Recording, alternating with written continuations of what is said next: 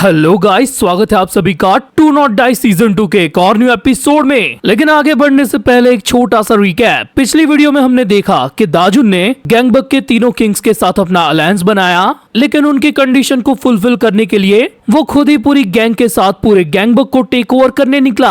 और हैंगवांग के multiple temporary base पर दाजुन भाई की पूरी गैंग ने प्लानिंग के साथ स्ट्राइक्स की, जिस दौरान दाजुन की भिड़त हुई थी हैंगवांग के एग्जीक्यूटिव डॉ चेंग ग्वेक के साथ, जो अपने लीडर यू शोंगशिन के लिए पूरे गैंगबक को हासिल करना चाहता था। दाजुन भाई ने न सिर्फ उसे डिफीट किया, बल्कि पूरे के पूरे गैंगबक अलायंस का वो बॉस बन गया। गैंगबक के तीनों किंग्स म्यूयोल पार्क, श्योंगरोकना और वॉनबिन किम अपनी पूरी जगह और सल्तनत को वापस से रिक्लेम कर पाए। और देखते ही देखते आसपास के सारे इलाके और अंडरवर्ल्ड के अंदर भी ये न्यूज फैल गई कि दाजुनिम नाम के एक बंदे ने अपने दम पर हैंगवांग को गैंगबक से खदेड़ दिया। अपनी इस पहली जीत के बाद गैंगबक के पूरे अलायंस को म्यूयोल पार्क ने अपने कोरियन ढाबे पे सबको पार्टी दी। और इन सारी चीजों के एंड में हमें ये पता चला कि जापान में बैठे हैंगवांग के लीडर यूशोंग तक भी ये पूरी खबर पहुंच गई। और अब आगे अगले दिन की सुबह में हम देखते हैं दाजुन गैंग के हाइडआउट वाईजे टावर को, जिसके अंदर करंटली पूरे गैंगबक अलायंस की मीटिंग चल रही थी और म्यूयोल पार्क हंसे जा रहा था।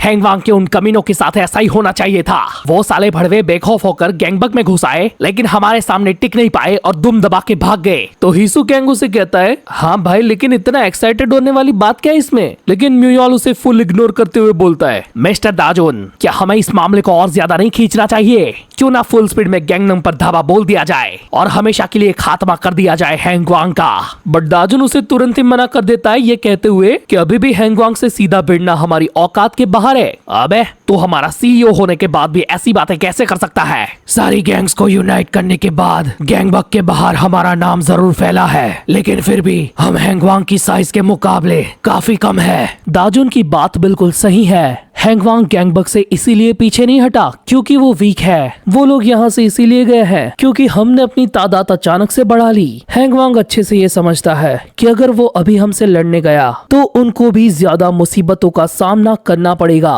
अगर अभी हमने उनसे सीधी टक्कर ली तो हमारा भी बुरा हाल हो सकता है। तो इन सभी बातों पर हिसु कहता है, भाई लोग, अगर ऐसा है तो हम लोग यहाँ पर सिर्फ बैठे रहेंगे, सिर्फ और सिर्फ अभी के लिए। लेकिन सच कहूँ तो एक और रास्ता भी है। हमारी तादाद बढ़ने के बावजूद भी दुश्मन हमसे तगड़ा है, तो इसका बस एक ही रास्ता है कि हम दुश्मन की ही ताकत को कम करें। हमें प्लानिंग के साथ उनकी वीकनेस पर सटीक वार करना होगा, जिसकी बदौलत आने वाली वॉर से पहले ही वो थोड़े से वीक होकर लड़खड़ाएंगे। और ये चीज करने के लिए हम में से ही किसी बंदे को हमारे एनिमी के खेमे में जाना होगा।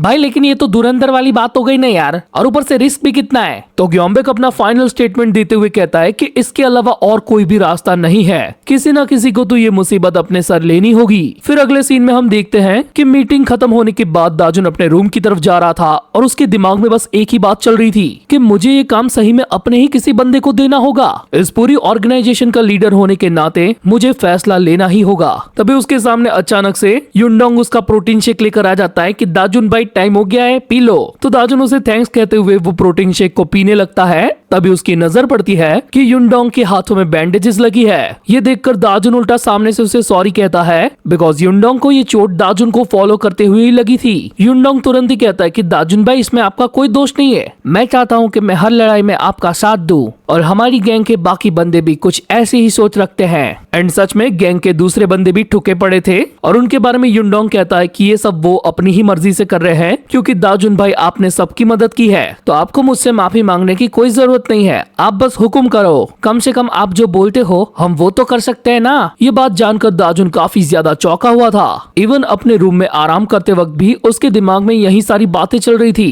कि सब लोग मुझ पर कितना ज्यादा भरोसा करते हैं और खुद की जान को दांव पर लगाते हुए भी नहीं सोचते। और साला हैंगवांग को हराने के लिए मैं इनमें से किसी का सैक्रिफाइस कैसे कर सकता हूँ? क्या सच्चे लीडर सही में ऐसा करते हैं? सच में ये वास्तविकता काफी घिनौनी है। फिर सेम इसी रात सीन शिफ्ट होता है कियोटो, जापान में। हम देखते हैं एक तैयार हो चुके ककून को, जिसे यू शोंगशिन भी देख रहा था। और तब उसे उसकी गैंग का एक बंदा बुलाने आता है, तो वो उसे भी चुप करा देता है और कहता है कि जरा इधर आ और इसे देख, ये तितली अपने ककून में से निकलने के लिए कितनी मेहनत कर रही है। आखिर कितने घंटों तक उस छोटी सी जगह में ये रही होगी। इस याज में कि वो बाहर निकलकर दुनिया में अपने पंख फैलाएगी। यही शानदार उड़ान का सपना देखा होगा इसने। भौंकना साले, क्या तुझे लगता है कि वो लोग कोरिया पहुंच गए होंगे? वो बंदा बोलता है, यस सर, जैसा कि आपने ऑर्डर दिया था हमने वैसे ही हैंगवॉन्ग के असासिन्स को दाजुन गैंग के ठिकाने पर भेज दिया है और आज रात तक वो लोग दाजुन का सफाया कर देंगे। हाँ, एक नई ऑर्गेनाइजेशन का बाप बने उसे वैसे ज्यादा वक्त भी नहीं हुआ, तो मुझे लगता है कि उसे पक्का ये चीज पता नहीं होगी कि आखिर एक ऑर्गेनाइजेशन को बर्बाद कैसे करते हैं। ये बोलते हुए वो उन्हीं झाड़ियों में से एक मेंटिस को उठाता है और उसे ककून से निकली ताजी तितली के पीछे रख देता है। फिर बोलता है, उसे कुछ भी नहीं पता, जिस पल उसने अपने पर फैलाए एग्जैक्ट उसी पल वो बेकार में मारा जाएगा। इट्स इंडिकेटिंग कि ककून से निकली जो तितली है वो दाजुन है और उसका शिकार करने वाला मेंटिस युशियोंग। और सच में ये वाला सीन कहीं ना कहीं से मुझे अपनी बचपन वाली कुंफू हसल मूवी की याद दिलाता है। इधर हम देखते हैं कि युशियोंग के असासिन्स वाईजे टावर के अंदर दाजुन के रूम में पहुंच चुके थे और उसके बिस्तर तक पहुंचकर उन लोगों ने खचाखच चाकू भी चला लिया था। But then this professional assassins realise कि आइला पलंग पर तो कोई है ही नहीं। उनमें से एक बंदा बोलता भी है, अबे सालो, मुझे लगा था कि वो बंदा तुम्हारे हिसाब से यहीं पर होगा। तभी उस रूम की बत्ती जलती है और उनके पीछे से आवाज आती है, तुम सब शानीगान के बंदों को देखकर लगता है कि तुम लोग हमारे बॉस का गेम बजाने आए थे। अफसोस वो यहाँ पर नहीं है। वेल, इधर म्यूयल पार्क के साथ साथ युनडोंग, श्योंगरोकना और वॉन बिन किम भी मौजूद थे, जो बिना वक्त गवाए अपने सारे बंदों के साथ हैंगवांग के उन असासिन्स पर टूट पड़ते हैं। फिर हमें दिखाया जाता है थोड़ी देर पहले का सीन, जब दाजुन तैयार होकर कहीं पे निकल रहा था। उसके दिमाग में अगेन यही बातें चल रही थी कि हैंगवांग को अगर वीक करना है तो उसको रिस्क लेना ही होगा और वो चीज करने के लिए हम में से ही किसी एक को उन एनिमीज के करीब जाना होगा। ये सोचते हुए उसकी नजर पड़ती है वहाँ रखे चेस बोर्ड पर। वो तुरंत एक ब्लैक पॉन को उठाकर उसे व्हाइट पॉन के एरिया के बीच में रख देता है और साथ ही धीमी आवाज में बोलता है, ऐसे हालातों में अब बस एक ही रास्ता बचा है। और क्लोजअप में हम देखते हैं कि दाजुन भाई ने असल में कोई प्यादा नहीं बल्कि असल में किंग को उठाया था और रख दिया था अपोजिशन के एरिया में। यानी कि दाजुन डिसाइड कर चुका है कि हैंगवांग को अंदर से इन्फिल्ट्रेट वो खुद करने जाएगा। ये बात जब ग्योमबेक को पता चली तब वो भी उसे यही कहता है कि शायद से ये डिसीजन सही नहीं है। साला, मुझे अब भी यकीन नहीं हो रहा कि हमारा इकलौता लीडर खुद ही दुश्मन के कलेजे के नजदीक पहुंचना चाहता है, वो भी सारे एनिमीज के बीच में। उसके इतना बोलते ही हमें दिखाया जाता है गैंगनम का वो बड़ा सा इलाका जहां हैंगवांग की मजबूत पकड़ है। इवन इसी बिल्डिंग के एक बंद कमरे के अंदर एक बंदा खून से लथपथ हालत में अपने जान की उनसे भीख मांग रहा था। तब उसे हैंगवांग का एग्जीक्यूटिव कहता है, इतनी जल्दी भीख नहीं मांगते, ये दुनिया ऐसे काम नहीं करती, यहाँ ऐसा कोई नहीं है जो तेरी मदद करने आएगा। और ये एग्जीक्यूटिव होता है यूशी कैंग, जिसको हमने कुछ एपिसोड्स पहले इंचियन पोर्ट वाले आर्क में देखा था। ये बंदा स्कूल का स्टूडेंट है और साथ ही हैंगवांग का एग्जीक्यूटिव। इधर हिसु दाजुन को फुल सपोर्ट करते हुए कहता है, भाई इसके बारे में तो हैंगवांग ने कुछ सोचा ही नहीं होगा, अपन लोग उनको चौंका डालेंगे। लेकिन ग्योम कहता है कि हमें पहले छुपकर थोड़ी सी छानबीन कर लेनी चाहिए। एक लीडर वो नहीं होता जो अपनों को सैक्रिफाइस करके खुद छिपा रहे। यहाँ तक कि मैं जिस लीडर को जानता हूँ वो तो ऐसा कतई नहीं करता। एंड ये बोलते हुए वो अपनी गैंग के नंबर 2 और नंबर 3 के साथ निकल पड़ता है हैंगवांग के गैंगनम में रहे हेडक्वार्टर्स का चप्पा चप्पा छान मारने। इधर वाईजे टावर के अंदर तीनों किंग्स ने मिलके हैंगवांग के उन असासिन्स का कुत्ता बना दिया था। एंड फिर वो तीनों उस रूम से निकल जाते हैं अपने बंदों को ऑर्डर देते हुए, अब इनका सफाया तुम लोग कर देना, वो लोग हमारा कुछ नहीं बिगाड़ पाए क्योंकि दाजुन पहले ही गैंगनम जा चुका है। तो वॉन बिन कहता है कि ये आइडिया काफी नासमझी भरा है। मैं जानता हूँ कि हमें हैंगवांग के मनी सोर्स का पता लगाना जरूरी है और ये करने के लिए हमारा लीडर वहाँ पर जाएगा। इस बात पर भरोसा करना मुश्किल है। अगर उस पर गैंगनम में बड़ा हमला हो गया तब तो हम धरे के धरे रह जाएंगे, पर हमारे पास और कोई रास्ता भी नहीं है। भाई ने जो कहा है वो करना ही होगा। हमें गैंगबक के अंदर बिजनेस को जमाते हुए पकड़ बनानी होगी। जब तक दाजुन हैंगवांग को कमजोर करता है तब तक हम लोग आने वाली बड़ी लड़ाई की तैयारियां करेंगे, पर तब भी हमारे जीतने के चांसेस पूरा 1% भी नहीं है। भले ही तुम लोगों को ये बेतुका लगे, लेकिन मैं दाजुन पर अपना सब कुछ लगाने को तैयार हूँ। क्या तुम दोनों के कंचों में ये करने का दम है? फिर सीन शिफ्ट होता है और हम आते हैं अगले दिन शाम को, जब हमारे तीनों लौंडे गैंगनम के एक पार्क पार्क में मीटिंग कर रहे थे। ग्योम कहता है हमें उन सालों के पैसों का मेन सोर्स तोड़ना होगा। हैंगवांग के सभी झंडुओं की लॉयल्टी सिर्फ और सिर्फ पैसे और उनके रिवॉर्ड सिस्टम पर टिकी है, जो सारा का सारा पैसा उन लोगों ने अपनी एग्रेसिव बिजनेस एक्सपांशन के चलते कमाया है। उसी के दम पर वो लोग साथ में टिके रहते हैं। इसका सीधा मतलब ये है कि अगर पैसा ना मिले तो वो लोग टूट के बिखर सकते हैं। तो दाजुन, ये करने के लिए हमें उनके पैसों के सोर्स को ही रोकना होगा, जिसकी शुरुआत होगी उनके पावरफुल एरिया को इन्वेस्टिगेट करके, और वो एरिया है गैंगनम का डोंगजैक। दाजुन खड़ा होकर उस पूरी जगह को देख ही रहा था। उतने में हीसू बड़े से लैंप पोस्ट पे चढ़ के देखने लगता है। लाइक चील की निगाह है मेरी। अबे साले हीसू, तू ऊपर कब गया? नीचे आ। हमें ऐसी कोई हरकत नहीं करनी कि हम नजर में आ जाए। लेकिन भाई नजारा तो मस्त दिख रहा है इधर से। इतने बड़े एरिया के अंदर हम हैंगवांग के लॉन्डो को चलते चलते ढूंढेंगे, इससे अच्छा है कि इधर से ही देख लूं। अबे गांडू, उतनी ऊपर से तुझे क्या ही अलग दिख जाएगा। अरे दिख गया। ऐसा बोलते हुए हीसू फुल स्पीड में नीचे आता है और भगते हुए बोलता है चलो मेरे पीछे, मुझे पता है कहाँ जाना है। दाजुन कहता है ग्योम, अब हमें भागना होगा। ग्योम भी लाइक आखिर क्या सोच के हम इसको लेकर आए यार। सीन शिफ्ट होता है उसी इलाके के अंदर जहाँ स्कूल के कुछ लौंडे एक बंदे को बुली करते हुए ले जा रहे थे और उससे पूछ रहे थे कि साले कहाँ चलेगा, इंटरनेट कैफे या फिर कैरियोके? बताना साले, आखिर कहाँ पिटना चाहता है तू? वो पिटा हुआ बंदा कहता है ग्योंगो भाई प्लीज रहम करो, मेरे को घर जाने दो यार। चल मैंने डिसाइड कर लिया, मैं यहीं पर तेरी लाल करूंगा। पहले शुरुआत करते हैं तेरी आंखों से।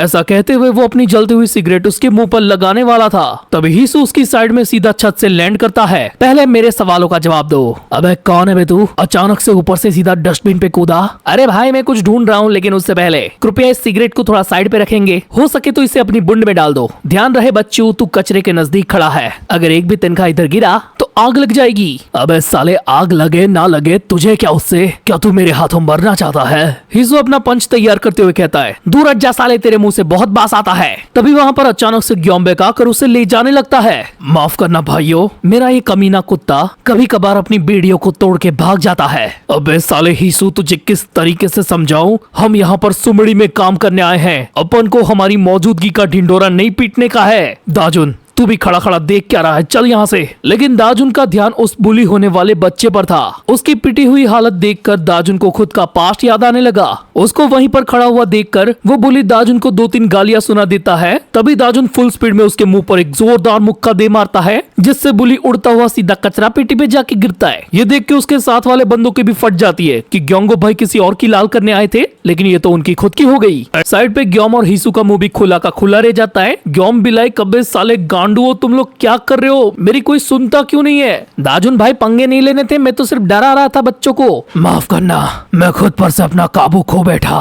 फिर रात को हम देखते हैं कि हमारे तीनों लौंडे एक सस्ते साइबर कैफे में आए हैं, जहाँ ग्योम्बेक उनको कुछ दिखाना चाहता है। नहीं, ब्लू फिल्म की कबड्डी नहीं, बल्कि उसकी पेन ड्राइव में होती है वो खास जगहों की लिस्ट, जिसको ये तीनों मिलके इन्वेस्टिगेट करेंगे। हैंगवांग यहाँ पर इतने शातिर तरीके से काम कर रहा है बिना खुद को रिवील किए, तो उसके हिसाब से ये पोटेंशियल लोकेशंस भी शायद से ही एक्यूरेट हो। एंड हम भी पीसी पर देखते हैं कि वो टोटल 20 डिफरेंट लोकेशंस होती है, लेकिन मास्टरमाइंड ग्योम्बेक ने पहले से ही 3 खास लोकेशंस को छांट के निकाला है। First location Junseong high school, second location Gyeongwon academy और लास्ट थर्ड लोकेशन होती है शेवा बिल्डिंग। हम तीनों अलग होकर इन तीनों जगहों पर बढ़ जाएंगे। बुखड़ीशु रामेन खाते हुए कहता है लेकिन भाई आखिर ये हैंगवांग वाले भड़वे स्कूल में से कैसे पैसा बना सकते हैं? पक्का मुझे लगता है स्कूल के अंदर कोई लफड़ाई नहीं होगा। तो तू कभी कभार अपने दिमाग का भी इस्तेमाल करता है, तो कोई नहीं, हम लोग बाकी 2 जगहों पर ध्यान रखेंगे। सो अभी के लिए वो तीनों डिसाइड करते हैं कि वो जुनश्योंग हाई स्कूल को थोड़ा सा कम प्रेफरेंस देंगे, लेकिन उनको अपनी इन्वेस्टिगेशन प्रॉपर तरीके से करनी होगी, वरना वो लोग हैंगवांग के सामने बिग वॉर में हार जाएंगे। हमें जल्दी करनी होगी इससे पहले कि जंग शुरू हो। फिर हमें उस सेम एरिया की अननोन लोकेशन दिखाई जाती है, जिसके रूम के अंदर एक स्टूडेंट मन लगा के नीट की तैयारी कर रहा था, और ये स्टूडेंट होता है हैंगवांग का एग्जीक्यूटिव यूशी कैंग। हाँ मैं तो थक गया, आखिर और कितनी पढ़ाई करनी पड़ेगी। ये बोल के वो प्रिपरेशन पेपर को रखता है साइड पे और निकालता है एक लेजर, जिसमें 50 मिलियन वॉन की एंट्री होती है एक स्कूल के स्टूडेंट के पास इतने पैसे। तभी हम देखते हैं कि उसी सेम रूम के अंदर एक बंदे की काफी गंदी कुटाई हो रही है। सो हाँ, ये वही लोकेशन है जो अभी कुछ मिनट्स पहले हमने देखा था। वो बेचारा अपनी कपकपाती आवाज में कहता है, निकल जाओ सालो मेरे घर से, मेरे पास और कुछ भी नहीं है तुम्हें देने के लिए, बस मुझे थोड़ा सा वक्त दे दो, मैं तुम्हारा सारा पैसा लौटा दूंगा। और हाँ, इस बंदे की तरह इस लेजर के अंदर और भी कई सारे लोग होते हैं जिनके पास से हैंग वांग को पैसों की वसूली करनी है। क्यों, वो आगे पता चलेगा। तभी एक बंदा यूशिक को ये खबर देता है, बॉस सारा काम मक्खन की तरह चल रहा है। हाँ, वो तो चलना ही था, क्योंकि पढ़ाई भी उतनी ही मक्खन चल रही है। अगर पैसों से ही खेलना पढ़ाई लिखाई होती तो अम्मा कसम इस देश का सबसे बड़ा स्टूडेंट में ही होता। और भाई जरा नोटों की गड्डियों को देखो, ये कितना सारा पैसा है जिसका पूरा तामझाम एक स्कूल का स्टूडेंट करता है। यानी कि जिस लोकेशन को दाजुन, ग्योमबैक और हिशु इग्नोर कर रहे थे, शायद उसी स्कूल से हैंग वांग सबसे ज्यादा पैसा छापता है। सीन शिफ्ट होता है दाजुन पर, जिसकी बात सुन के ग्योम और हिसु शॉक हो गए थे, क्योंकि उसने कहा था कि वो जुनचोंग हाई स्कूल में जाएगा। मुझे काफी तगड़ी गट फीलिंग आ रही है। तो ग्योम और हिसु ये डिसाइड करते हैं, दाजुन तो स्कूल में जाना, क्योंकि वहाँ पर इन्वेस्टिगेशन के लिए कोई ज्यादा दिमाग नहीं लगाना पड़ेगा। लेकिन तुम्हें नहीं लगता इतना खुल के जाना ये डेंजरस हो सकता है? और इसी के साथ अगले दिन हम देखते हैं जुनचोंग हाई स्कूल को, जिसके एक क्लासरूम के अंदर एक नए स्टूडेंट की एंट्री होती है और टीचर उसको इंट्रोड्यूस करते हैं।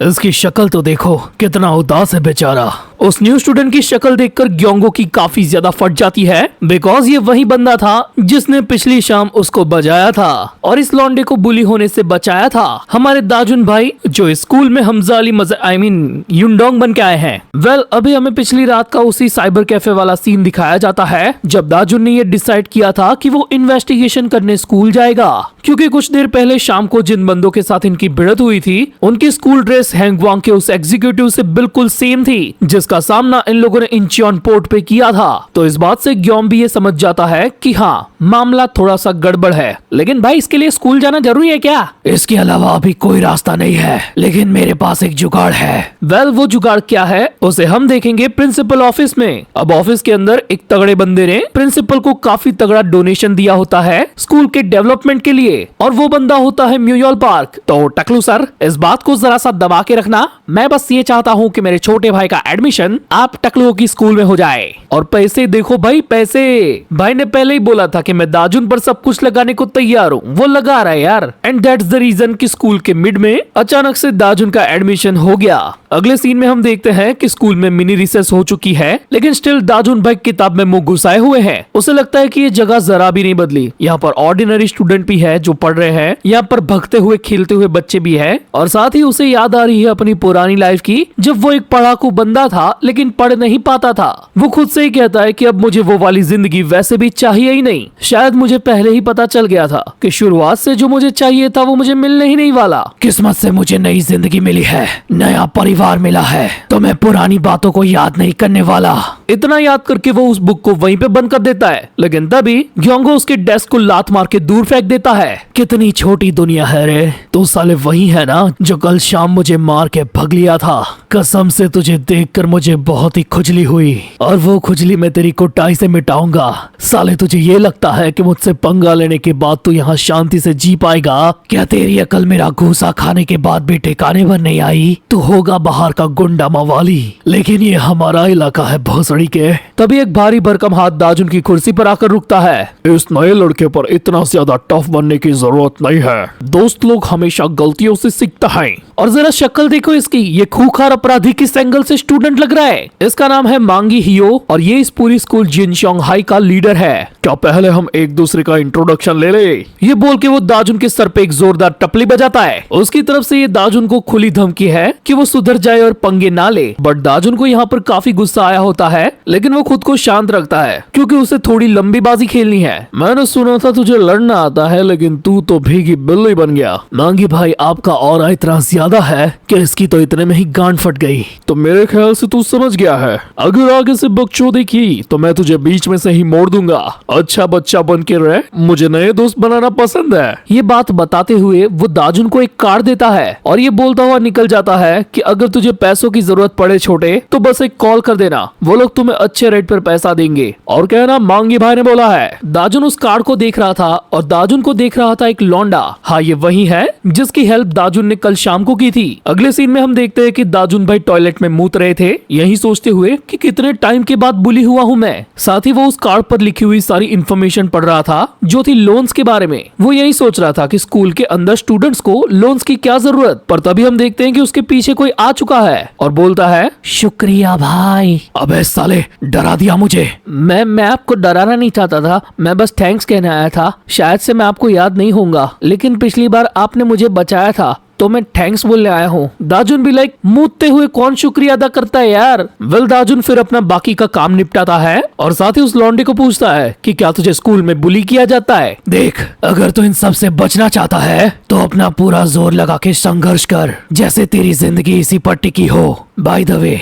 क्या तुझे इस कार्ड के बारे में कुछ पता है? उस कार्ड को देखते ही वो बंदा डरते हुए कहता है फेंक दो उसे, मत रखो। भले ही तुम्हें पैसों की जरूरत पड़े, गलती से भी उस नंबर पर कॉल मत करना, क्योंकि।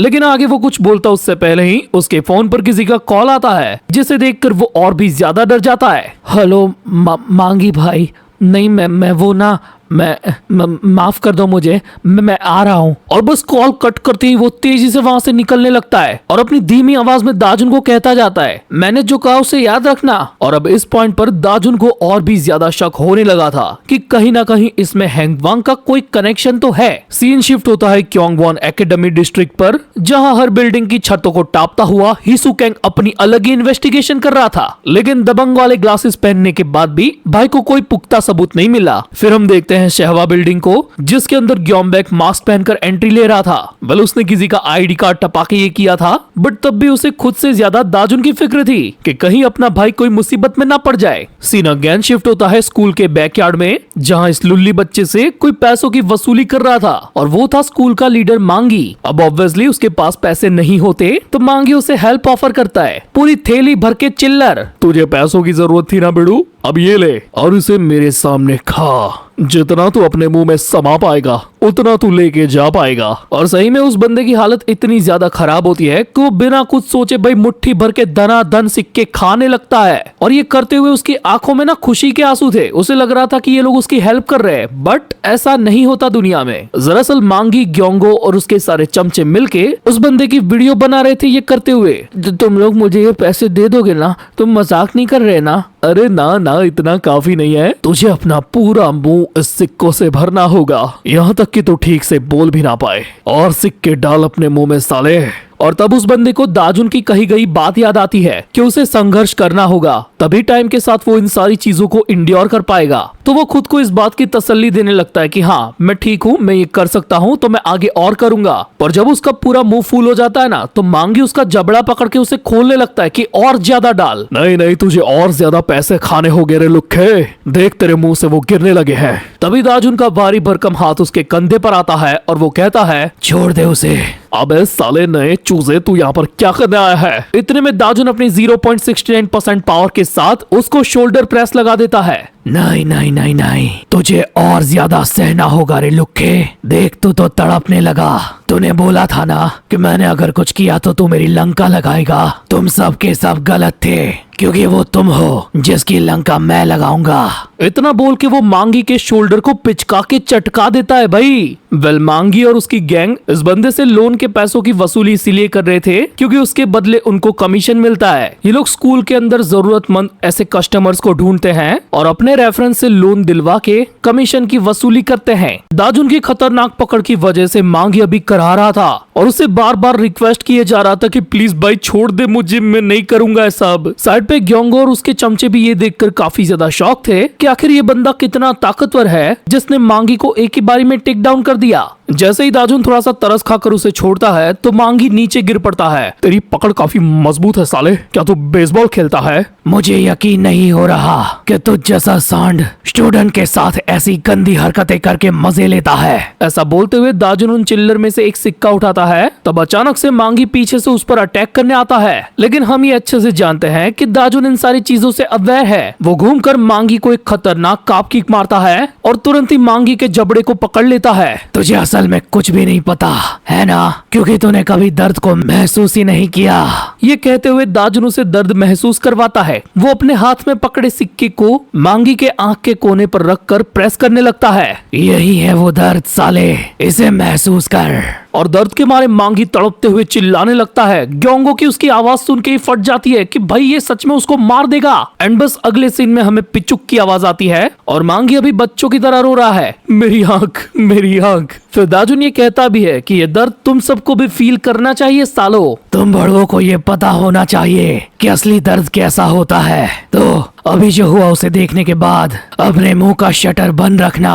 तो हाँ, वो लोग अपने मुंह का शटर बंद रख के मांगी भाई को वहाँ से लेकर फूट लेते हैं। और वो पिटा हुआ बंदा दाजुन को अगेन थैंक्स कहता है, क्योंकि शायद दाजुन बीच में ना आता तो इसकी हालत और भी ज्यादा बुरी हो सकती थी। काश मैं तुम जितना ताकतवर होता तो ये लोग मुझे परेशान ना करते, मैं इनसे लड़ पाता।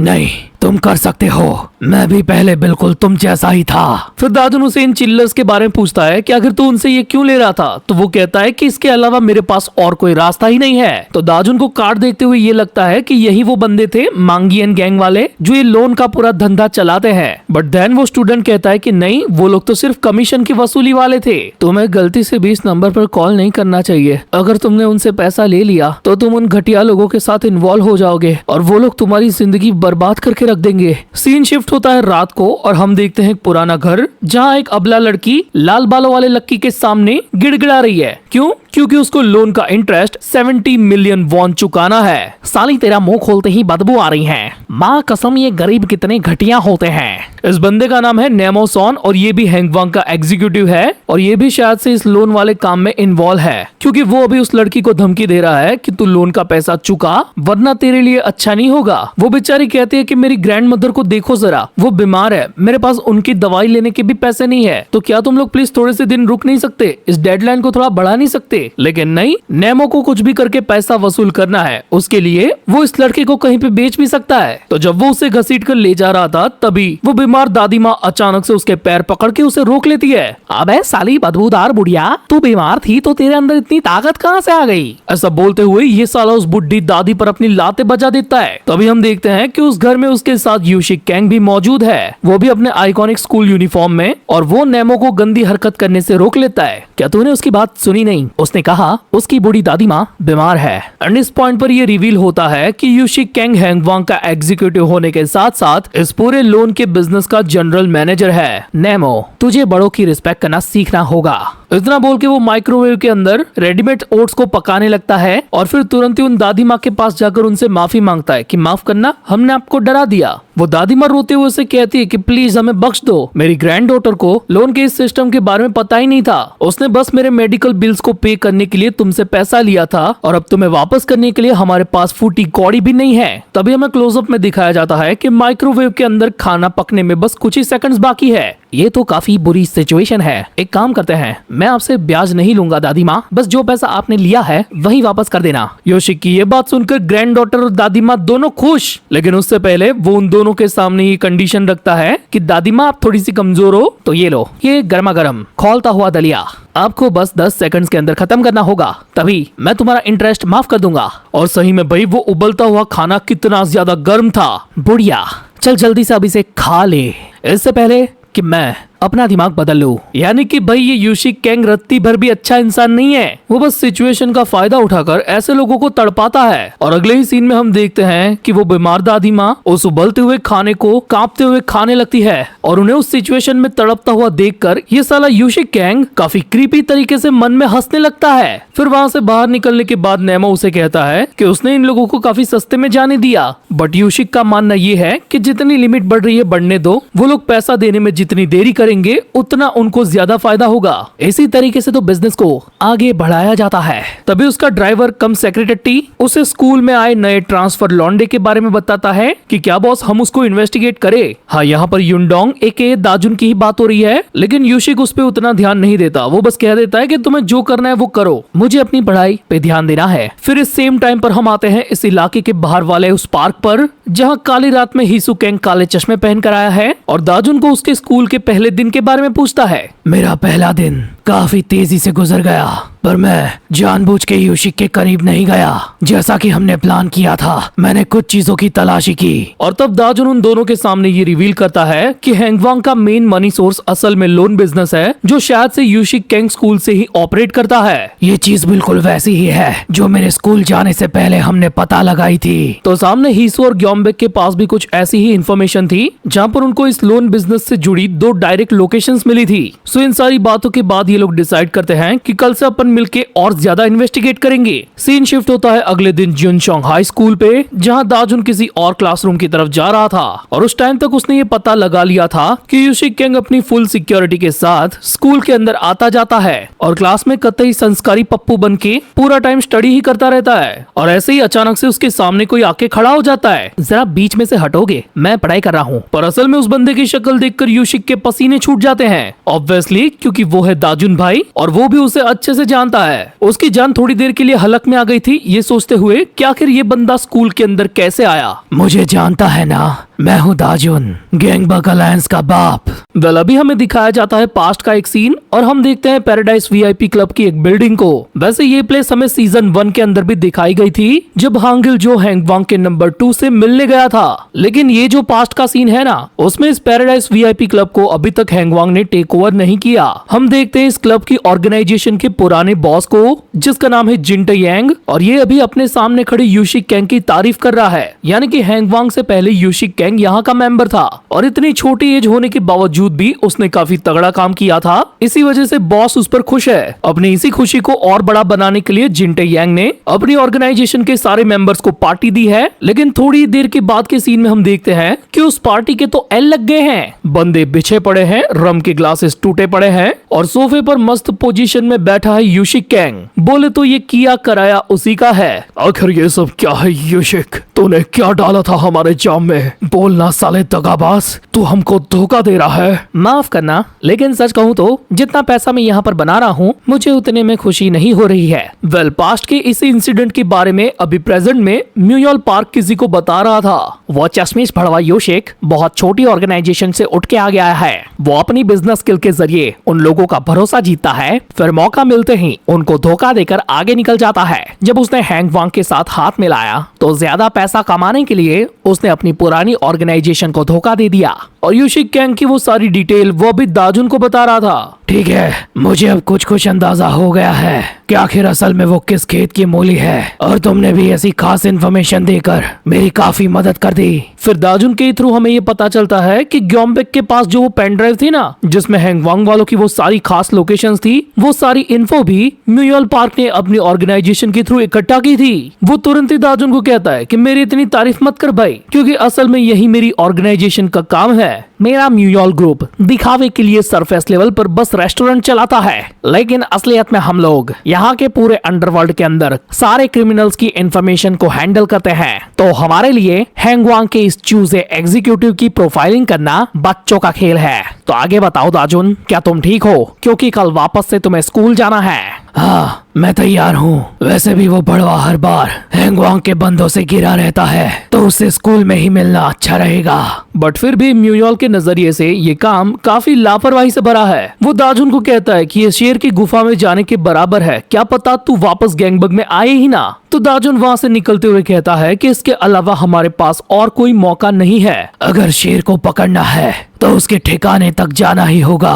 सो ये पूरी कन्वर्जेशन देखने के बाद हम वापस से आते हैं प्रेजेंट में, जब सच में दाजुन यूशिक कैंग के सामने आ गया है। पर फिर भी पूरे मामले को शांत रखने के लिए यूशिक अपनी एक्टिंग चालू रखता है और ऐसा प्रिटेंड करता है कि वो दाजुन को कभी मिला ही नहीं और उसे हटने के लिए कहता है। लेकिन दाजुन भाई काफी जोर से उसकी किताब बंद करके सीधा ही कह देते हैं, यूशिक इतना ज्यादा भोला बड़वा मत बन, तेरी सारी असलियत मैं जानता हूँ। आखिर तुम ये क्या करने की कोशिश कर रहे हो? तूने यहाँ तक आने की जरूरत की, यानी कि तुझे मेरा कोई भी डर नहीं है। मुझे तो अब भी यकीन नहीं हो रहा है कि गैंगबक अलायंस का सीईओ खुद मुझे धर दबोचने आया है। क्या तुझे लगता है तो सही सलामत यहाँ से जा पाएगा? हम दोनों हैंगवांग के इलाके के काफी अंदर है, तो सीधी बात, मैं अगर चाहूँ तो सड़क पर जाते हुए भी तुझे खत्म कर सकता हूँ। तो मजाक अच्छा करता है, क्योंकि मैं यहाँ तुझे पकड़ लड़ने नहीं बल्कि एक प्रपोजल देने आया हूँ। फिर यूशिक के पूछने पर दाजुन उसे बताता है कि हैंगवांग के साथ चली हमारी लड़ाई के बाद हमें गैंगबक के अंदर काफी बड़ा लॉस हुआ है। सो हमें अपने सारे बिजनेसेस को रिस्टोर करने के लिए तगड़ा वाला पैसा चाहिए। तो मैं यहाँ तुम्हें एक अपॉर्चुनिटी देने आया हूँ, तुम हमारी गैंगबक अलायंस के अंदर इन्वेस्टमेंट करो। अबे तेरा दिमाग ठिकाने पर है, आखिर अपने ही दुश्मनों में इन्वेस्ट करके मुझे क्या मिलेगा?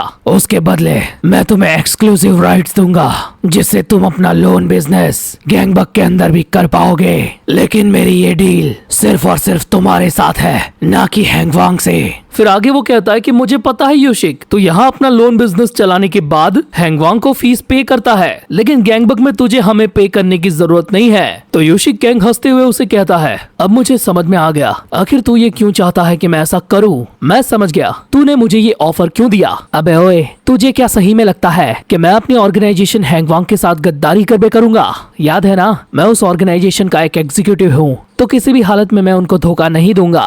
तेरी फितरत में जानता हूँ यूशिक, तो पहले भी कईयों को धोखा दे चुका है, तो अब आखिर तकलीफ कैसी? तो यूशिक तुरंत ही नजरें चुरा के जाने लगता है। अबे चल, तूने मेरे बारे में गलत बातें सुन रखी है। पर तब ना चाहते हुए भी उसका हाथ अचानक से दाजुन के कंधे पर आ जाता है और फिर वो अपने मन में उसी क्रीपी स्माइल के साथ बोलता है, मुझे बस थोड़ा टाइम दे दे, तेरे ऑफर के बारे में मैं सोचूंगा। मतलब सही में ये भेड़ का टका किसी का सगा नहीं है, इसको जहाँ पर भी पैसा और फायदा दिखेगा वो वहाँ पर हमेशा झुकने के लिए तैयार है। इसके बाद सीन शिफ्ट होता है क्योंगवान एकेडमी डिस्ट्रिक्ट पे, जहाँ के इन्वेस्टिगेशन हमारे हिसू भाई कर रहे हैं, जहाँ पर दो बंदे कोरियन ढाबे पे खाना पेल रहे थे, लेकिन इन दोनों बंदों के पास पैसे खत्म हो चुके थे। तो इमीडिएटली पैसा पाने के लिए वो लोग उस कार्ड वाले नंबर पे कॉल करने वाले थे। वेल, ये यूशिक के लोन बिजनेस वाला ही कार्ड है। तभी हम ये नोटिस करते हैं कि हिसू कैंग उनकी साइड पे ही खड़ा है और हमारा भुक्खड़ भाई बिना उनसे कुछ पूछे उनकी थाली में से टपाटप खाना खाने लगता है। भाई टेस्ट तो मस्त है, एकदम मजा आ गया। अबे साले, तू हमारा खाना क्यों खा रहा है? जो तेरा है वो मेरा है, और जो मेरा है वो तो पहले से ही मेरा है। मैं हूँ इंस्पेक्टर रॉय। क्या तुम भड़वों ने इस इलाके के अंदर गंदा काम होते हुए देखा है? भाई किस तरीके का बंदा है ये? एक टुकड़ा खाया था वो सही था, लेकिन इसने तो पूरी प्लेट ही उठा ली। वो दोनों बंदे घिन खा के उससे दूर चले जाते हैं और हिसू उनका जूठा खाना लपेटने लगता है। पर तभी उसके दिमाग में ये बातें क्लियर थी कि इस इलाके के अंदर हैंगवांग का बिजनेस उतना एक्टिव नहीं है, शायद से वो जगह ग्योम्बेक वाली वही बिल्डिंग है। इसी के साथ सीन शिफ्ट होता है शहवा बिल्डिंग पर, जहाँ छुपते छुपाते हुए ग्योम्बेक को कुछ खास चीज मिली है, और वो होती है हैंगवांग के लोन बिजनेस की प्राइवेट ऑफिस। और उसे इस चीज का पक्का यकीन होता है कि जो चीज इन लोगों को चाहिए वो इसी ऑफिस के अंदर है। तभी वो देखता है कि उस ऑफिस के अंदर से नेमो अपने कुछ बंदों के साथ निकल रहा है। सो इस पॉइंट पर ग्योम्बेक अपनी इन्वेस्टिगेशन यहीं पे रोकता है। सीन अगेन शिफ्ट होता है जिनशोंग हाई स्कूल पे, जहाँ दाजुन भाई उस लुल्ली बंदे के साथ कैंटीन कैफे में बैठे हैं। पर तब भी भाई के दिमाग में यूशिक कैंग की ही बातें चल रही थी। उसे लगता है कि मैंने बस एक कांटा फेंका है, क्या उसके अंदर मछली फंसेगी भी कि नहीं? युनडोंग, ये देखो, मैं तुम्हारे लिए बची हुई सारी कटलेट्स ले आया। अगर तुम्हें और खाना चाहिए तो मुझे बस बता देना, प्लीज मना मत करना। मैं अपने इकलौते दोस्त को अच्छे तरीके से ट्रीट करना चाहता हूँ। मुझे माफ कर देना अगर मैं कुछ ज्यादा कर दूं तो। लेकिन दाजुन भाई खुश थे क्योंकि स्कूल के अंदर उन्हें भी कोई दोस्त मानता है। सो ऐसे ही स्कूल का ये पूरा दिन बीत जाता है। फिर शाम को हम देखते हैं कि स्कूल की छुट्टी हो चुकी है, सब अपने अपने घर जा रहे हैं और दाजुन अपने उस दोस्त के साथ स्कूल से चलते हुए निकल रहा था। तभी यूशिक कैंग उन दोनों को साथ में देख लेता है और फोन पे किसी को कहता है, अपना मुंह बंद रख और युशोंगशिन तक ये बात नहीं पहुंचनी चाहिए। मैं आज दोबारा से दाजुन को मिलूंगा। इसकी शक्ल देख के पता चल रहा है कि ये पक्का कोई बकचोदी करने वाला है। इसी के साथ सीन शिफ्ट होता है और हमें दिखाई जाती है एक मिडिल स्कूल, और ये यूशिक कैंग का पास्ट है। जब मिडिल स्कूल के दौरान उसके पास अपना पेट भरने के लिए भी पैसे नहीं होते थे, तो वो पानी पीकर ही अपना पेट भर लेता था। वेल, उसकी ये लाइफ पहले से ऐसी नहीं थी। दरअसल उसकी रिच फैमिली ने एक एक्सीडेंट के दौरान सब कुछ खो दिया और तब से ये पाई पाई का मोहताज हो गया। वैसे अभी उसके पास 1000 वॉन थे, लेकिन इससे वो कुछ खास खरीद नहीं सकता क्योंकि महीने की कुछ दिन और निकालने हैं। अगले सीन में हम देखते हैं कि मिडिल स्कूल के टाइम पे उसे भी बुली किया जाता था, बेचारे के बचे हुए 1000 वॉन को छीन के। अब साला, इससे तो मैं पैसे छीन भी नहीं सकता। एक नंबर का गरीब जो ठहरा, तुझे ये वापस चाहिए ना, ये ले, जाके ले आ। इस गांडू बंदे ने यूशिक कैंग के आखिरी 1000 वॉन को नाले वाले लेक में फेंक दिया, जहां का पानी काफी गहरा था। लेकिन बेचारी यूशिक को उन पैसों की इतनी ज्यादा जरूरत थी कि वो बिना सोचे वो लेने कूद पड़ा। फिर काफी मशक्कत करके वो उन पैसों तक पहुंचा, उसे लिया और वापस वहां से बाहर निकला खुद के दम पर। लेकिन वो 1000 वॉन का नोट इतना ज्यादा ज्यादा गीला हो गया था कि वो यूशिक की पकड़ से ही फट गया। और ये देख के यूशिक हमें बैकग्राउंड में कहता है, उस दिन मुझे असल में पता चला कि आखिर ये जालिम दुनिया गरीब की गांड कैसे मारती है। सीन शिफ्ट होता है प्रेजेंट में। हम देखते हैं एक छोटे से घर को जिसके अंदर अभी दाजुन भाई काफी शॉक में है बिकॉज उनके पिटे हुए स्कूल के दोस्त ने उनको ये सारा खाना ऑफर किया है और ये घर भी इसी लुल्ली बंदे का है। जिनशे, तूने मुझे अपने घर बुलाया वो काफी अच्छी बात है, लेकिन सच में ये सब करने की कोई जरूरत नहीं है। वो अगेन दाजुन के पीछे क्रीपी तरीके से आके कहता है, कोई बात नहीं है भाई, खा लो। वेल फाइनली हम इस बंदे का नाम पता चल गया जो कि है जिनशे। और वो दाजुन को कहता है कि मेरी मॉम ने कहा है कि जो भी तुम्हारे साथ अच्छा सलूक करे उन्हें हमेशा रीपे करना चाहिए। तो इस बात को रिस्पेक्ट देने के लिए दाजुन वो खाना खाने लगता है एंड क्वाइट अमेजिंग, उसे ये टेस्ट में काफी अच्छा लगता है। वेल सच कहूँ तो यहाँ एक डिटेल है, ये खाना कुछ कुछ वैसा ही है जो उसने हांगिलजो के फार्म में पहली बार खाया था। वो जिनशे से पूछता भी है कि भाई क्या ये खाना तेरी मॉम ने बनाया? तब जिनशे ये रिवील करता है कि उसकी मॉम अभी दुनिया में है ही नहीं। दाजुन उसको सॉरी कहते हुए उसके घर के सारे हालात देखता है कि कैसे बिना उसकी मॉम के ये पूरा घर एक तरीके से बिखर सा गया है। मुझे पता है युनडोंग, ये घर गंदा है क्योंकि लोन की वसूली वाले आकर ये सब करके जाते हैं। मेरी मॉम बस कुछ महीनों पहले ही गुजर गई तो मुझे ही उनका फ्यूनरल अरेंज करना पड़ा। मेरे पास पैसे नहीं थे और ना ही कोई रास्ता था, तो मैंने कुछ भी करके पैसों का जुगाड़ किया और मांगी के रेफरेंस से लोन लेकर पैसा उठाया। मैं सच में अपनी मॉम को फाइनल फेयरवेल अच्छे से देना चाहता था, इसीलिए उनके फ्यूनरल के लिए मैंने ये सब किया। लेकिन मुझे पता नहीं था मेरी बदकिस्मती यहाँ भी बीच में आ जाएगी। बेचारे जिनशे ने जिन बंदों के पास से लोन लिया था वो टाइम से पहले ही वसूली करने आ गए, वो भी उसकी माँ की फ्यूनरल में। बिना किसी नोटिस के उन लोगों ने वहाँ का कलेक्शन बॉक्स उठा लिया और जब जिनशे ने उनसे मोहलत मांगी तो उसकी काफी गंदी कुटाई कर डाली। एंड जब ये सारी चीजें हो रही थी ना, तब इस पूरे इंसिडेंट को यूशिक कैंग एंजॉय कर रहा था, गर्मा गर्म खाना खाते हुए। बेचारे जिनशे को रोता हुआ देख के उसे मजे आ रहे थे, वो अपने मन में वही क्रीपी स्माइल के साथ हंस रहा था। प्रेजेंट में जिनशे बताता है कि टाइम गुजरने के साथ उस लोन का इंटरेस्ट काफी ज्यादा बढ़ गया है और तब से ही मेरे घर पे वसूली के लिए वो गुंडे आते रहते हैं और तोड़फोड़ करते हैं। मैं खुद मार खाना बर्दाश्त कर सकता हूँ, लेकिन ज्यादा दर्द तब होता है जब वो लोग इस घर को तबाह करते हैं जिसके अंदर मेरी माँ की यादें बसी है। उसकी ये सारी बातें सुनकर दाजुन तुरंत ही उसे कहता है, क्या तू इन चीजों से आजाद होना चाहता है? इसके लिए मेरे पास एक रास्ता है। सीन शिफ्ट होने के साथ हम देखते हैं चांदनी रात को एक डरा और सहमा हुआ बंदा ब्रिज के ऊपर चढ़ के अपने आप को टपकाने ही वाला था। उसका खुद के साथ ये करने का मन नहीं कर रहा था, तभी उसके कंधे पर एक हाथ आता है और उसे रुकने के लिए कहता है, जाने दे मुझे, मेरे पास जीने की कोई वजह ही नहीं है। अबे चुप कर साले भिखारी, तू ऐसे नहीं मर सकता बिना हमारे लोन का पैसा चुकाए। तो अब इससे आप समझ जाओ कि ये बंदे किसने भेजे हैं। वो लोग तुरंत इस बंदे को पकड़ते हैं और उसे गोप गोप गोप कर लेते हैं। वो वसूली वाला बंदा बोलता भी है, तो बिना हमारी इजाजत के मर भी नहीं सकता कुत्ते।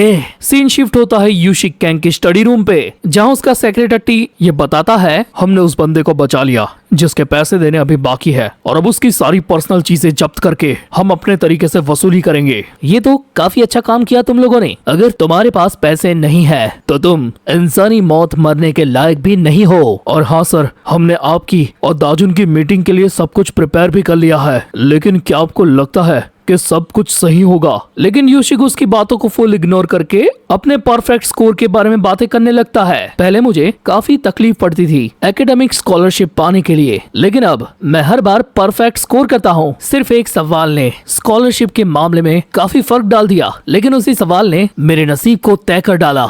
इसलिए मैंने हमेशा परफेक्ट स्कोर को पाने के लिए अपने गांड का जोर लगा दिया। अंधा पैसा पाने के लिए ऐसी मेंटालिटी को बिना गलती के लगातार बरकरार रखना जरूरी है। गलती से भी गलती मत करना। युशियोंग को इस बारे में पता नहीं चलना चाहिए। देखो, जैसे मैंने यहाँ पर कोई गलती नहीं की और हम देखते हैं कि इसने गलती क्यों नहीं की, क्योंकि इस भड़वे ने खुद ही खुद को 100 मार्क दे दिए हैं और ये चीटिंग करते हुए फीलिंग तो ऐसे ले रहा है जैसे जिंदगी में बहुत बड़ा काम करके उखाड़ लिया हो कुछ। वेल, सीन यहाँ से शिफ्ट होता है एक बड़े से जंकयार्ड पे। नहीं, आप ऐसे खुश मत हो जाओ, ये गन पार्क का घर नहीं है। दरअसल अभी इस जगह पर दाजुन भाई ने जस्ट एंट्री मारी होती है और वो यहाँ पर क्यों आए हैं, क्योंकि अभी इसी जगह पर उनकी मीटिंग होने वाली है यूशिक कैंग से, जो गड्डियों के ढेर पर बैठा हुआ दाजुन को आते हुए देख रहा था। आखिरकार तो आ गया दाजुन। तो क्या आगे की कार्यवाही शुरू करे? वेल सच कहूँ तो मीटिंग के लिए ये जगह कुछ ज्यादा ही हैवी नहीं है, वो भी रात के टाइम पे जंकयार्ड में, यानी कि कुछ तो गड़बड़ है। इससे पहले कि हम बात शुरू करें, मैं कुछ चीजें क्लियर करना चाहता हूँ। मेरी कंडीशन के मुताबिक अगर तू अपना लोन बिजनेस गैंगबक में करेगा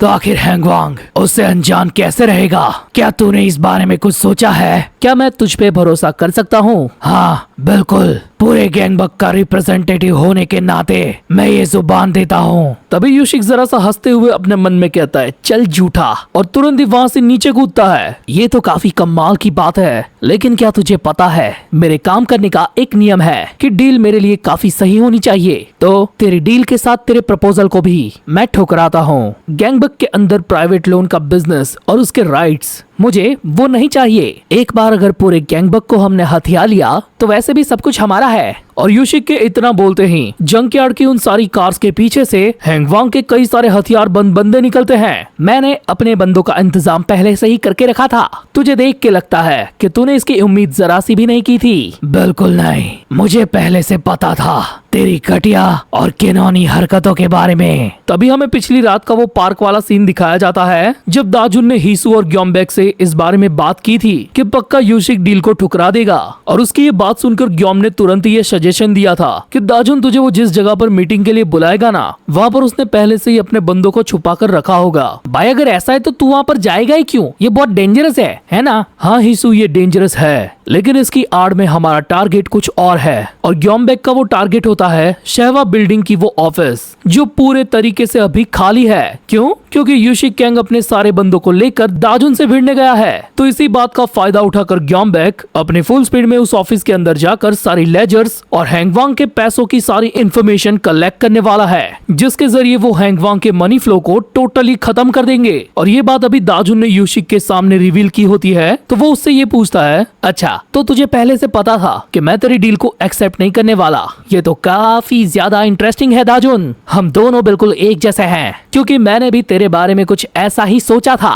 तो शुरुआत से ही मेरी ऑफिस के पीछे था, है ना? और उसके इतना बोलते ही हम देखते हैं कि ग्योम्बेक ऑफिस का नजारा देखकर काफी शौक था, क्योंकि अंदर इंफॉर्मेशन की फूटी कौड़ी तक नहीं थी। तेरी और तेरे बंदों की मेहनत बर्बाद हो गई दाजुन, वहाँ कुछ भी नहीं मिलेगा। तेरे कहने का मतलब ये है कि तूने मेरे लिए पहले से ही कुछ तैयार रखा है। अपनी तैयारी के जरिए किसी भी तरह की मुसीबत और रुकावट से निपटना जरूरी है। और तब यूशिक ये रिवील करता है कि उसके बंदे ने पहले से ही उसे ये इन्फॉर्म कर दिया था कि सहवा बिल्डिंग वाली उनकी ऑफिस के अंदर एक बंदा कुछ दिनों से ताकाझाकी कर रहा है। और तभी उसने ये प्लानिंग कर ली थी कि दाजुन को निपटाने से पहले वो ऑफिस के अंदर से सारा कैश और लेजर्स किसी और सेफ जगह ट्रांसफर कर देगा। तो क्या अब तुझे मेरी बात थोड़ी सी समझ में आई दाजुन? तेरा गेम ओवर हो चुका है। और उसके इतना कहते ही उस जंकयार्ड की क्रेन अचानक से मूव करती है। और तब हमारे साथ साथ दाजुन भी ये देखता है कि उस क्रेन के हुक पर चेन लगा के किसी को लटकाया गया है। और उस पर्सन की हालत देखकर दाजुन भी काफी ज्यादा शॉक हो जाता है। चिंता मत कर दाजुन, आज तू अकेला नहीं जाएगा,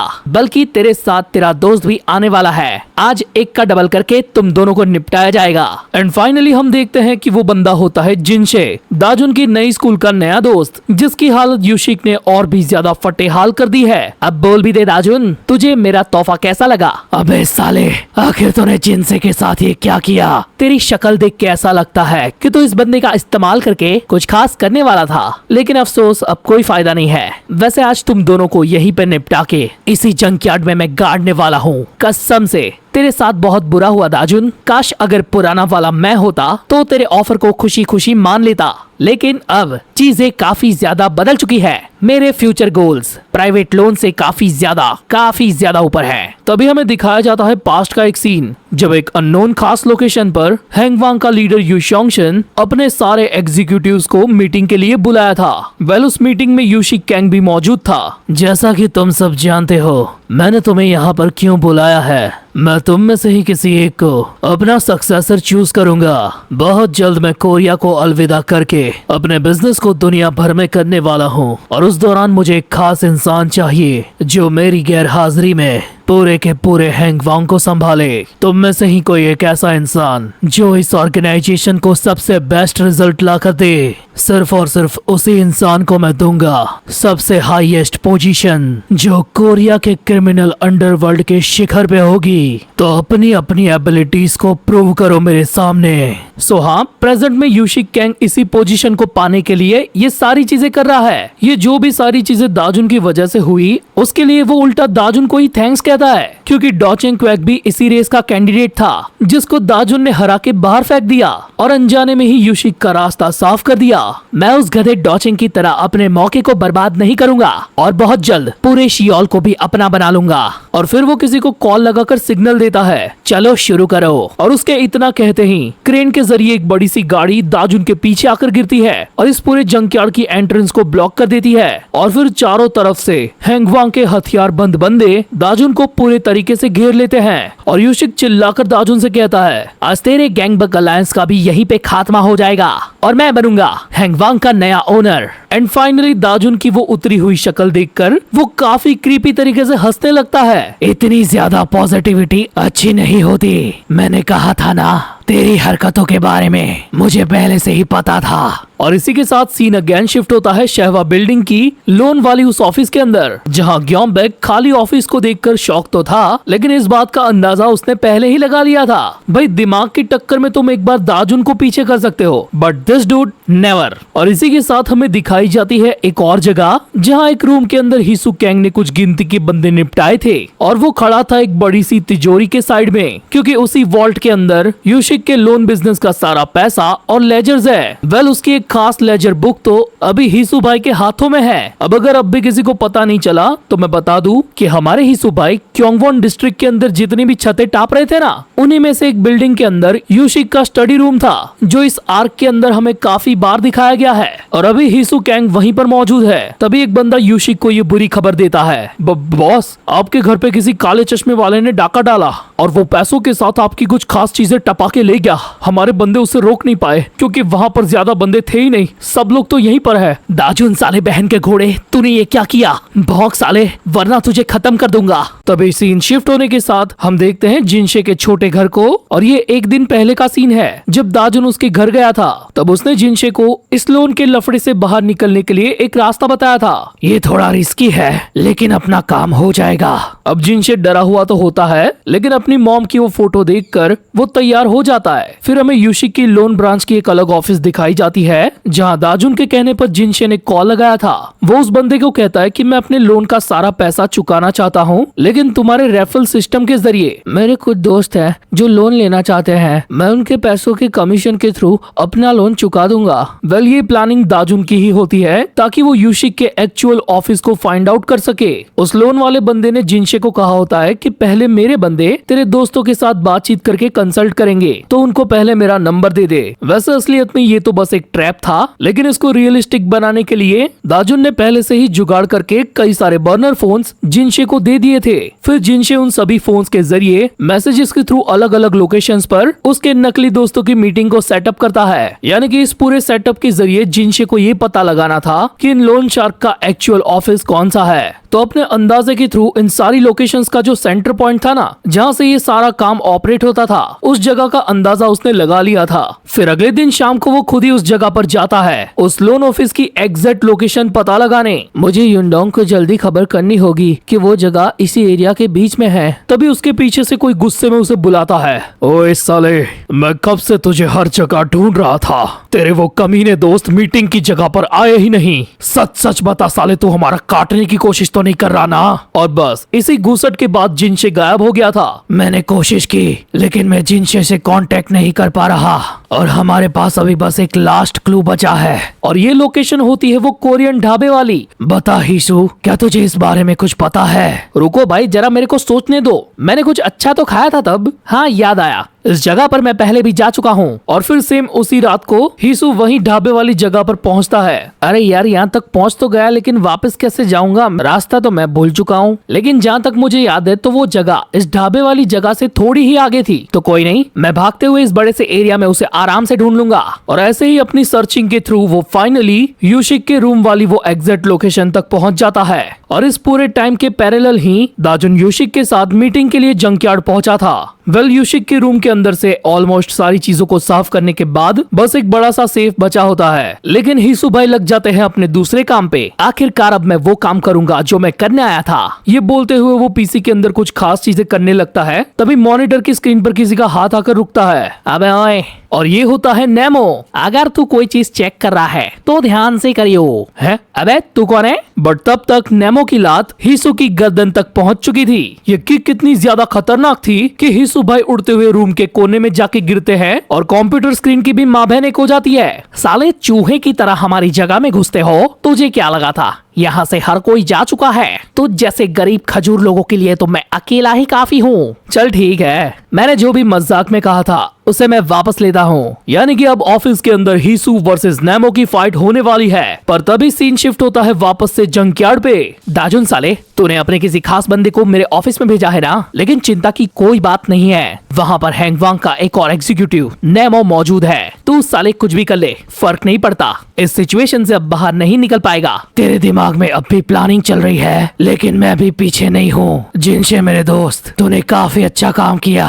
बहुत जल्द मैं तुझे वहाँ से नीचे उतार लूंगा। जिनशे के फेस पर स्माइल होती है, क्योंकि उसे पता है कि उसका दोस्त उसे बचा ही लेगा। इतना ज्यादा कॉन्फिडेंस अच्छा नहीं है। चल देखते हैं तू कब तक खुद को शांत रखता है। उसके इतना बोलते ही कई सारे बंदे दाजुन पर अटैक कर देते हैं, लेकिन सरप्राइजिंगली उनको 2-4 फटके मार के कोई दूर उड़ा देता है। What the hell? क्या दाजुन अकेला नहीं है? आखिर ये लोग यहाँ पर कैसे आए? और फिर हम एक वाइल्ड सीन के थ्रू देखते हैं कि दाजुन की हेल्प के लिए उस पूरी जगह पर कई सारे बंदे आ गए हैं, जो होते हैं म्यूयोल ग्रुप के। क्या तुम ठीक हो मिस्टर सीईओ दाजुन? बोले तो उनका बॉस खुद भी यहाँ पर आ चुका है। लगता है हम बिल्कुल सही टाइम पर पहुँचे हैं। शुक्रिया, आखिरकार तुम आ गए। क्या सोचा था मैं अकेला आऊंगा? मुझे अंदाजा था यूशिक अपने बंदों के साथ आएगा, तो मैं भी अपने ले आया। और भाई के इतना बोलते ही म्यूयोल ग्रुप के सारे बंदे यूशिक की गैंग पर अटैक कर देते हैं। और फिर होती है तगड़े लेवल की भसड़ शुरू। इवन म्यूयोल पार्क भी कतई सांड की तरह दौड़ते हुए अपनी सिंगल स्ट्राइक के अंदर बंदों को उड़ा उड़ा के फेंकने लगता है। अब म्यूयोल की सांडगिरी देखकर यूशिक की फटने लगी थी। तभी दाजुन उसे कहता है, यूशिक, मैं सही में नहीं चाहता कि तेरा कुछ बुरा हो, लेकिन यही तेरी सजा है। तू खुद को कोसेगा क्योंकि तूने हैंगवांग को ज्वाइन किया। इस बात को गांठ बांध ले, मैं तुझे और तेरे बिजनेस को खत्म करूंगा। क्या तू और मुझे खत्म करेगा? तूने सही में मुझे काफी कम आंक लिया। इतना बोल के वो फुल स्पीड में दाजुन की तरफ चार्ज करता है और उस पर अपनी एक खतरनाक किक मारता है। अब दाजुन को वो किक पड़ती उससे पहले ही वो हट गया था, लेकिन यूशिक की इस किक का इम्पैक्ट देखकर दाजुन भी शॉक था, क्योंकि साले की बस एक ही लात ने एक गड्डी को आधे से ज्यादा डैमेज कर दिया था। और फिर वो अपने स्कूल का वो यूनिफॉर्म उतारते हुए कहता है, क्या लगता है तुझे आज किसकी जीत होगी? बोलना साले, कौन किसे बर्बाद करेगा? और भाई मसल देखो साले के, अब तक छुपा के रखे थे उसने, लेकिन सामने दाजुन भाई भी अपनी जैकेट को उतारते हुए फुल ऑरा फार्मिंग मोड में आ चुके थे। यानी कि अब फाइनली इन दोनों की भिड़ंत होने वाली है। लेकिन तभी साला सीन शिफ्ट होके आ जाता है यूशिक के रूम पे, जहां हिसु भाई वर्सेस नेमो होने वाला है। वो यूशिक साला फालतू में डर रहा था। उसने बोला था कोई दुश्मन आएगा, पर दुश्मन के नाम पर तो तू चूहा है। ये बोलते हुए वो अपनी एक और किक को हिसु पर लैंड करने वाला था। तभी हिसु अपनी फुल स्पीड में उससे बचता हुआ काफी ऊंची जंप मारता है। साले थोड़ी तो इज्जत कर मेरी, गरीब को चूहा बोलता है। एनडीसी के साथ हिसु भाई उस रूम के अंदर ही सीलिंग के चारों तरफ पार्कूर करना शुरू कर देते हैं और पलक झपकते ही वो नेमो पर अटैक भी कर देता है। बट सरप्राइजिंगली नेमो ने इस अटैक को डॉज कर लिया था, लेकिन हिसु की पार्कूर स्पीड इतनी ज्यादा थी कि नेमो उसकी मूवमेंट्स को मैच ही नहीं कर पा रहा था और हिसु उस पूरे रूम की हर एक जगह से कूदते फांदते हुए उस पर लाते बजाए जा रहा था। आखिर साला ये क्या कर रहा है? मैं इसका इस्तेमाल नहीं करना चाहता था, पर अब कोई चॉइस नहीं है मेरे पास। इतने में हिसु उसके ऊपर एक और किक बरसाने आ रहा था। तभी अचानक से नेमो उसकी कॉलर को पकड़ लेता है एंड धड़ाम, वो एक ही झटके में हिसु को स्लैम कर देता है। तेरे अंदर से काफी बदबू आ रही है, पर तुझे पकड़ने के लिए मुझे करीब आना ही था। जरा अपनी चमड़ी को देख, उसमें से पसीना निकल रहा है। बस यही वो वजह है कि मैं गरीबों के करीब नहीं जाता। पर इतने में ही हिसु उसकी नाक पे एक लात मार के उसका खून निकाल देता है। अबे हट साले, पसीने की कंप्लेन? बात तो ऐसे कर रहा है जैसे खुद परफ्यूम पाता है, चल अपना असली खून पसीना बहाने के लिए तैयार हो जा। तभी सीन वापस से शिफ्ट होता है जंकयार्ड बैटल पर, जहां गैंगबग अलायंस के बंदे यूशिक के हैंगवांग ग्रुप वाले बंदों का कुत्ता बना रहे थे और किंग म्यूयल पार्क एक साथ 2 से 3 बंदों को हल्क स्मैश मार रहा था। बस 1-2 मिनट के अंदर अंदर उन लोगों ने जिनशे को भी क्रेन से उतार लिया था। ये गैंगबग वाले साले कुछ ज्यादा ही जोश में नहीं लग रहे, अगर ऐसा ही चलता रहा तो वो काफी आसानी से हमें ओवर पावर कर देंगे। वो बंदा अपनी बात आगे बोलता तब तक तो उसके एनिमीज ने रश कर दिया था, बट तभी वो लोग नोटिस करते हैं एक बड़ी सी परछाई को, जो कि थी इसी जंकयार्ड की एक कार की, जिसे किसी ने क्रेन से उठा के सीधा गैंगबग अलायंस के बंदों पर फेंका था। माँ की आंख, आखिर साला ये किसने किया? बॉस वहाँ देखिए, उनका एक बंदा क्रेन में है और यही बंदा क्रेन की मदद से कारों को उठा उठा के बंदे को चल रहा था। वो लिटरली इसी तरीके से एक बंदे के पैरों का चूरा करने ही वाला था।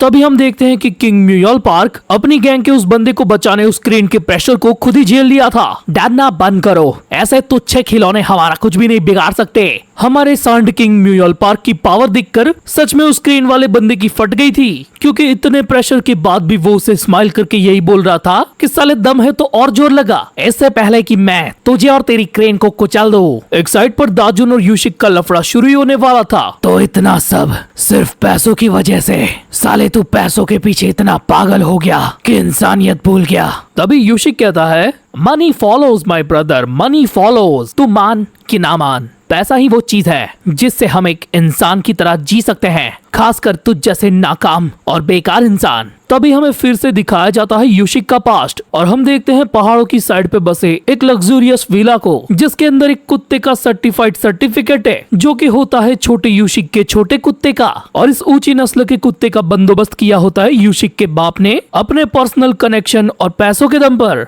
उस टाइम पे यूशिक के फादर को मिलने आए थे कुछ बैंक के ऑफिशियल्स, क्योंकि वो होता है काफी मालदार पार्टी, बोले तो बैंक का वीवीआईपी। तभी छोटा यूशिक अपने छोटे पूडल को लेकर वॉक पे निकल जाता है। उसके माँ बाप उसे कहते भी है, बारिश का मौसम है बेटा, अपने कदमों को जरा ध्यान से जमाना, जमीन गीली और स्लिपरी हो सकती है, तो अपने पेट का भी ख्याल रखना। लेकिन जब थोड़ी देर के बाद छोटा यूशिक घर पर वापस पहुंचता है तो वहाँ का मंजर देखकर काफी ज्यादा चौंक जाता है, क्योंकि घर में जाने के लिए घर बचा ही नहीं था। उसके माँ बाप और उनका घर पूरा उन पहाड़ों की लैंडस्लाइड की चपेट में आ गया था।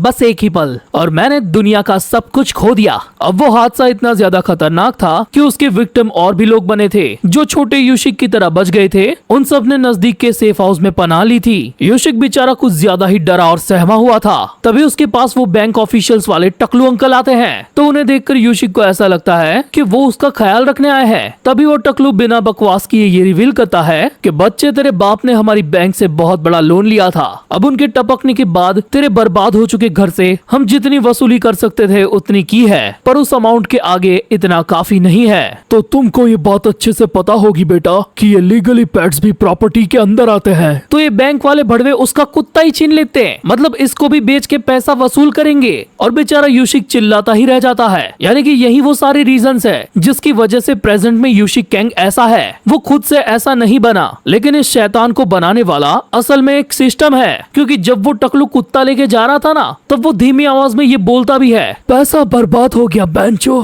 वैसे वो काफी अच्छे ग्राहक थे। हैंगवांग तुम लोगों की सोच से परे है, उनके पास गैंगबग अलायंस से कहीं ज्यादा पैसा है। और आज के जमाने में मनी फॉलोज माय राइवल, पैसा ही सब कुछ तय करता है, यहाँ तक की ताकत को भी। ये बोलते हुए वो दाजुन पर अटैक करने आता है और भाई साहब एक ही मुक्के के अंदर हम देखते हैं कि दाजुन उड़ता हुआ पीछे जाता है। वैसे भाई ने ब्लॉक कर लिया था, पर तब भी यूशिक काफी स्पीड में उसके करीब आकर दाजुन पर मुक्कों की लड़ी लगा देता है और पैसों के बारे में ज्ञान पेलता है कि अगर तू ताकतवर बनना चाहे तो पैसों के थ्रू ही बन सकता है। इसके अलावा तेरी औकात है ही नहीं, तो एक कीड़े की तरह जमीन पर रेंग, जो तो डिजर्व करता है। और सही में यूशिक की ये किक भी दाजुन पर लैंड हुई थी, पर तभी अचानक से उसकी नाक पर पड़ता है एक जोरदार मुक्का, जिससे वो उड़ता हुआ 10 फीट दूर गाड़ी पर जाके गिरता है। कितना भौंकता है साले, तुझे लोगों के लेवल्स निकालना पसंद है ना? मैं भी कुछ ऐसा ही करता हूँ, लेकिन पैसों जैसे तुच्छे पैरामीटर्स में नहीं। मेरे स्टैंडर्ड्स उन लोगों के बीच में फर्क करते हैं जो एक अच्छे इंसान की तरह अपनी जिंदगी जीते देखते हैं। और फिर आते हैं वो घटिया लोग जो दूसरों की जिंदगी पर जीते हैं, एंड वही लोग मेरे लिए लूजर्स हैं। ये बोलते हुए दाजुन ने यूशिक का गला पकड़ के दबा दिया था और साथ ही वो एक खतरनाक अटैक करने के लिए तैयार था।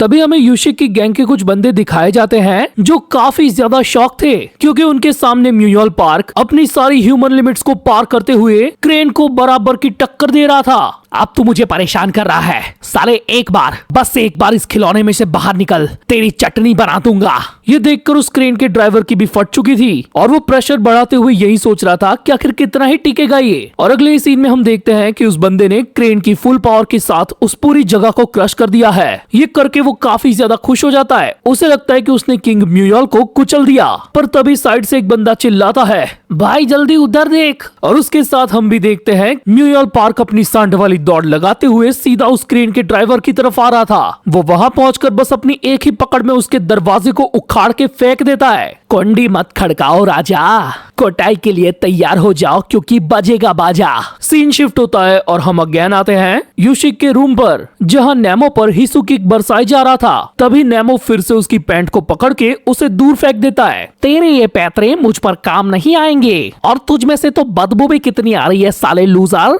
ये देखना भी कितना ज्यादा बकवास है, जिसके पास कोई स्किल नहीं है वो मुझसे लड़ने की जुर्रत करता है। बोलना साले गरीब, क्या तू मेरी तरह पसीने के बिना फाइट नहीं कर सकता?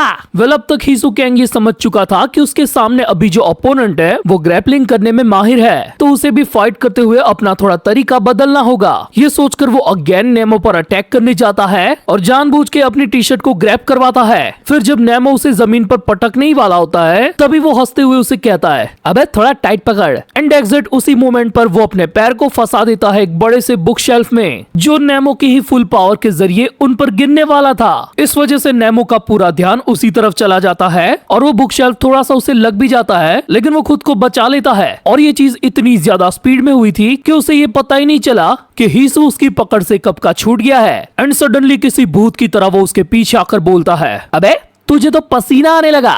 नेमो पलटकर उस पर अटैक करता उससे पहले ही हिसु घूमकर उसे ग्राउंड किक मारता है और इस खतरनाक लात से नेमो की 50% बत्ती गुल हो चुकी थी। वो हिसु को अगेन ग्रैब करने का ट्राई करता है, लेकिन तब तक हिसु ने कतई जोरदार लात उसके मुंह पे ही जड़ दी थी। हिसु भाई के 2-3 वार ही इतने ज्यादा घातक थे कि लिटरली नेमो उससे कांपने लगा था। तुझे बस एक चीज आती है और वो है ग्रैपलिंग, पर तेरा बाप इससे कहीं ज्यादा जानता है। साले जो लोग इतना साफ सुथरा होने का दिखावा करते हैं ना, असल में वही गंदे होते हैं। ये सब बोलते हुए पीट पीट कर उसने नेमो का कुत्ता बना दिया था। एंड फाइनली नेमो की अकल ठिकाने आ गई। उसे ये पता चल गया कि हिसु के अंदर से ये डिफरेंट स्मेल क्यों आ रही थी, क्योंकि वो स्मेल थी उसने अब तक के अपने जीवन काल में बहाए हुए खून की। एंड वी नो कि पास्ट में हिसु कैंग क्या था, और तभी वो काफी जोर से नेमो के मुंह पर कतई लिप टू फुट जोरदार अटैक मारता है। एंड इसी के साथ हो जाता है नेमो का काम 25। फिर हिसु खुद से ही ये सोचने लगता है, अबे मेरे को तो सच में पसीना आने लगा, क्या मुझे मेरे कपड़े धो लेने चाहिए? सच में यार ये बंदा क्रेजी है। सीन वापस से शिफ्ट होता है जंकयार्ड पे, जहां दाजुन भाई यूशिक पे मुक्के ही मुक्के बजा रहे थे, लेकिन यूशिक कुछ अलग ही लेवल की चीजें बड़बड़ाए जा रहा था। दाजुन तू जानता है कि गरीबी की कितनी बेबसी होती है। हट साले, यहाँ तक पहुँचने के लिए मैंने बहुत मेहनत की है, तू साले कुछ भी कर ले, लेकिन मैं पीछे नहीं हटने वाला। और इस मोमेंट पर दाजुन समझ जाता है कि यूशिक बावला हो चुका है, क्योंकि साले ने कार के साइड मिरर का नुकीला टुकड़ा हाथ में ले लिया था, जिससे अगले ही पल वो दाजुन पर अटैक भी कर देता है। लेकिन तभी डबल स्पीड में उसके मुंह पर पड़ता है दाजुन भाई का काउंटर पंच, जिसकी बेचारे यूशिक को भनक तक नहीं लगती कि आखिर वो पंच कहां से आया था। तो वो अगेन दाजुन पर अटैक करने जाता है, यही सोचकर कि पहले वाला पंच तुक्के में लग गया होगा। लेकिन अगले ही पल हम यूशिक को हवा में गुलाटी मारते हुए उड़ता हुआ देखते हैं। दाजुन भाई ने बस अपना एक स्टेप आगे बढ़ा के ये पंच किया था, और हालत देखो यूशिक की, कतई विमल थुकवा दी। नहीं, ये नहीं हो सकता, मैं इस साले को हरा सकता हूँ। ऐसा कुछ भी नहीं जो पैसा ना बदल सके। बोलना साले दाजुन, कितना चाहिए तुझे पैसा? बस अब इस चीज को यहीं पर रोक दे। तू जितना बोलेगा मैं उतना दूंगा। जरा सोच के तो देख, तू उन पैसों से अपनी जिंदगी बदल सकता है। पर तभी दाजुन उस पर एक और मुक्का मारते हुए कहता है, मुझे वो नहीं चाहिए। तेरा सारा का सारा पैसा भी मेरी जिंदगी को रत्ती भर भी बदल नहीं सकता। और दाजुन की ये बात सुनकर यूशिक को याद आते हैं अपने वो पुराने पल, जब उसने अपने गंदे कामों के थ्रू पैसा कमाने की शुरुआत की थी। एंड ऐसे ही पैसा कमाते हुए वो कितना ऊपर तक आ गया था। लेकिन आज जब दाजुन उसकी गंदी वाली कुटाई कर रहा है तो उसका पैसा उसके काम में ही नहीं आ रहा। यानी कि पैसा सब कुछ नहीं बदल सकता। अगर पैसों जैसी चीज से मेरा बदला रुक सकता तो मैं उसे लेने की शुरुआत ही ना करता। अच्छा साले, ये बात है, अपनी ये बकवास बातें बनकर। ये बोलते हुए यूशिक गैंग वहाँ से भग लेता है और एक टूटी फूटी गाड़ी के अंदर जाकर उसके दूसरे दरवाजे से निकलने की कोशिश करता है। उसकी ये हरकत देखकर गैंग बग अलायंस के बंदे भी चिल्लाने लगते हैं कि वो तो साला भाग रहा है। और तभी अचानक से वो पूरी कार जोर जोर से हिलने लगती है और उसकी चारों तरफ से अंदर घुस आते हैं बड़े से हुक्स, जो कि थे उस जंकयार्ड की बड़ी सी क्रेन के, जिससे कार्स को उठाया जाता है। एंड ये वाला नजारा देखकर दाजुन भी थोड़ा हक्का बक्का हो गया था, क्योंकि ये चीज की थी म्यूयल पार्क ने, और भाई ने कार को यूशिक के समेत ही उठा लिया था। जाता कहाँ है साले, तुम भड़वों ने गैंगबग के साथ जो किया, मैं उसका बदला तो लूंगा। भाई सच में ये क्रेन वाली ऑरा फार्मिंग देखकर बंदों के मजे ही मजे हो जाते हैं। एंड म्यूयल पार्क फुल फॉर्म में यूशिक की उस पूरी कार को उसके साथ ही हवा में चक्री घुमा देता है। वैसे उस कार के अंदर यूशिक की फटके 64 और 64 से 132 हो चुकी थी, लेकिन किंग म्यूयल उस पूरी कार को हवा में ही क्रश करते हुए झुला रहा था। देख साले, अब तेरे मरने के चांसेस है 99.999%। और अगले ही सेकंड म्यूयल उस गाड़ी को ऊपर हवा में ही पूरा का पूरा क्रश कर देता है। भाई उसके पुर्जे अलग होकर नीचे गिर रहे थे। और इसी के साथ दाजुन कहता है, आखिरकार इस चीज का अंत हुआ। अगले ही सीन में हम देखते हैं कि यूशिक घुटनों के बल दाजुन के सामने बैठा था। तेरी गंदी करतूत और एम्बिशंस का खात्मा अब हो चुका है। लेकिन यूशिक को तो कतई सदमा प्रो मैक्स लग गया था। उसे इस बात पर यकीन ही नहीं हो रहा था कि ऐसा भी मेरे साथ कभी हो सकता है। अबे यार, मैं तो उसकी हड्डी पसली तोड़ना चाहता था। नहीं, अब ये करने की कोई जरूरत नहीं है। हम अपना गोल अचीव कर चुके हैं। गैंगबग के हमारे म्यूयल ग्रुप के बंदों ने यूशिक गैंग की गैंग को मात दे दी। मिस्टर दाजुन, ये देखो, लगता है ऑफिस का काम भी काफी अच्छे से हो गया। अब इस साले गांडू की हालत देखो। अब हमारे गैंगबग अलायंस के जीत के चांसेस पूरे 10,00,000% है। लेकिन दाजुन म्यूयल को फुल इग्नोर करते हुए अपने दोस्त जिनचे की खबर पूछने लगता है। युनडोंग, मैंने जितना सोचा था तुम उससे भी कहीं ज्यादा खतरनाक और ताकतवर हो। मैं अकेला कुछ नहीं कर पाता। अगर तुम साथ ना देते तो तुम भी ताकतवर हो। तुम में भी वो बात है। ये एक ऐसा जुआ था जो तुम्हारी जान भी ले सकता था, लेकिन फिर भी तुम बिना हिचकिचाहट के इसमें कूद पड़े। जब मैं तुम जैसा ही लूजर और कमजोर था, तब भी मुझ में इतनी हिम्मत नहीं थी। ये सुन के युनडोंग बेचारा सोच में पड़ जाता है कि साले तू मेरी तारीफ कर रहा है कि मेरी ले रहा है। पर तभी उस जंकयार्ड में रहे स्पीकर में से काफी जोर से तीखी आवाज गूंजने लगती है, जिससे सभी लोग एक साथ इरिटेट हो जाते हैं। ये आवाज इतनी ज्यादा तेज थी कि सभी के कानों में तकलीफ हो रही थी। दाजुन पूछता है कि आखिर ये कहां से आ रही है। तभी म्यूयल उसे पॉइंट करके बताता है कि ये सारी करतूत यूशिक की है। वो वॉकी टॉकी के जरिए ये करके हमें डिस्ट्रैक्ट किया और यहाँ से भग लिया। अगले सीन में हमें दिखाई जाती है उसके रूम वाली वही बिल्डिंग जहाँ शायद से हीसू भाई अभी भी मौजूद है। पर अभी यहाँ पर ये बाइक देखकर साफ पता चल रहा है कि जंकयार्ड से भागकर यूशिक यहीं पर आया है। दाजुन ने उसकी हालत इतनी ज्यादा खराब कर दी थी कि वो रेंगते हुए बिल्डिंग की सीढ़ियां चढ़ा था। मैं अकेला ही बहुत दूर तक आ चुका हूँ। कई सारे लोगों को धोखा दिया मैंने। उन सारे पैसों के लिए मैंने बहुत खून बहाया है। क्या मैं यहाँ तक आने के बाद ऐसे टूट जाऊंगा? नहीं, बिल्कुल नहीं, ये नहीं होगा। फर्क नहीं पड़ता, मैं भले ही फाइट हार गया, पर उन पैसों से मैं वापस से जीतूंगा। पर जैसे ही वो रूम में एंटर करता है तो किसी को देखकर काफी ज्यादा चौंक जाता है, क्योंकि वहाँ पर अपने हीसू भाई उस सेफ को खोलने की कोशिश कर रहे थे। अबे यार, मैंने अपनी बर्थडे डाल के देखी, लेकिन इसका पासवर्ड तो खुल ही नहीं रहा है। ये साला सच में गांडू है। वो पलट के उल्टा यूशिक से पूछता है, अरे भाई जरा कॉम्बिनेशन बताना मेरे को। ये सुन के इधर यूशिक का माथा सनक जाता है। वो कहता है, तेरी माँ की साले हट। अबे भाई क्या हो गया? मैंने तेरे कच्चे नहीं मांगे। निकल जा साले यहाँ से, मेरा मत्था घूमा हुआ है। वो पैसा वो तेरा नहीं, वो मेरा है। अगर करीब आया तो चीर दूंगा, फाड़ दूंगा साले। अबे पागल, तुझे अब तक पता नहीं चला कि यहाँ पर चल क्या रहा है? तेरी वैसे भी फट गई है, तू अकेला है। तेरी खुद की हालत देख, तेरे बंदों की हालत देख, जरा तो शर्म कर, सरेंडर कर दे, कम पीटेगा। लेकिन हीसू की बात सुन के यूशिक पागलों की तरह हंसने लगता है और उल्टा उससे सवाल करता है कि सरेंडर? कैसा सरेंडर? तू कभी इस सेफ को नहीं खोल पाएगा और ना ही किसी में इतनी ताकत है कि इसे यहाँ से उठा के लेके जा सके। मैंने पहले ही उनको खबर कर दी है। है वो आएंगे, मेरे हैंगवांग वाले मेरी मदद करने आएंगे। ये काफी ज्यादा दुख की बात है कि मैं दाजुन को नहीं धर पाया, पर गैंगबक वाले मेरे बिजनेस को खत्म नहीं कर सकते। मैं कभी कोई गलती नहीं करता। अबे चल, तुझे सही में नहीं पता कि यहाँ चल क्या रहा है? क्या तू कहना क्या चाहता है? अब हिसू ने यूशिक को क्या कहा वो बात हमें दिखाई नहीं जाती। हमें डायरेक्टली प्रसारण मिलता है उसी जंकयार्ड का, जहाँ दाजुन भाई म्यूयल को ये ऑर्डर दे देते हैं कि अब यूशिक भड़वे को पकड़ने मत जाना उसके पीछे। क्या मैंने तुम्हें पहले बताया नहीं? अब स्टार्ट होगा हमारे प्लान का फाइनल स्टेप। एंड इस प्लान और इसके फाइनल स्टेप की पूरी प्लानिंग की थी ग्योमबेक ने, जो अभी शहवा बिल्डिंग के ऊपर से कुछ खास लोगों को दूरबीन से आता हुआ देख रहा था। आखिरकार प्लान के मुताबिक वो लोग आ रहे हैं और तभी यूशिक के रूम में हिसू ये रिवील करता है कि भाई मैं तेरे पैसे और इस सेफ को चुराने आया ही नहीं हूँ, मैं तो बस तेरे पीसी में से सभी को मैसेज करने आया था ताकि तेरे ही कस्टमर यहाँ साक्षात आकर तेरी पुंगी बजा दे। एंड उस ऑफिस की खिड़की खोलते ही वो देख लेता है कि नीचे सब के सब आ चुके थे, जिनसे वसूली और टॉर्चर करके ही यूशिक ने इतना सारा पैसा बनाया था। और इन सब चीजों के बावजूद भी अभी तक उसको समझ में ही नहीं आया कि आखिर यहाँ पर क्या चल रहा है। तभी हिसू भाई अपनी जेब में से एक नोटों की गड्डी निकालते हैं। नीचे सभी डेटर्स खुद को आए उस टेक्स्ट मैसेजेस को देख रहे थे, जिसमें लिखा था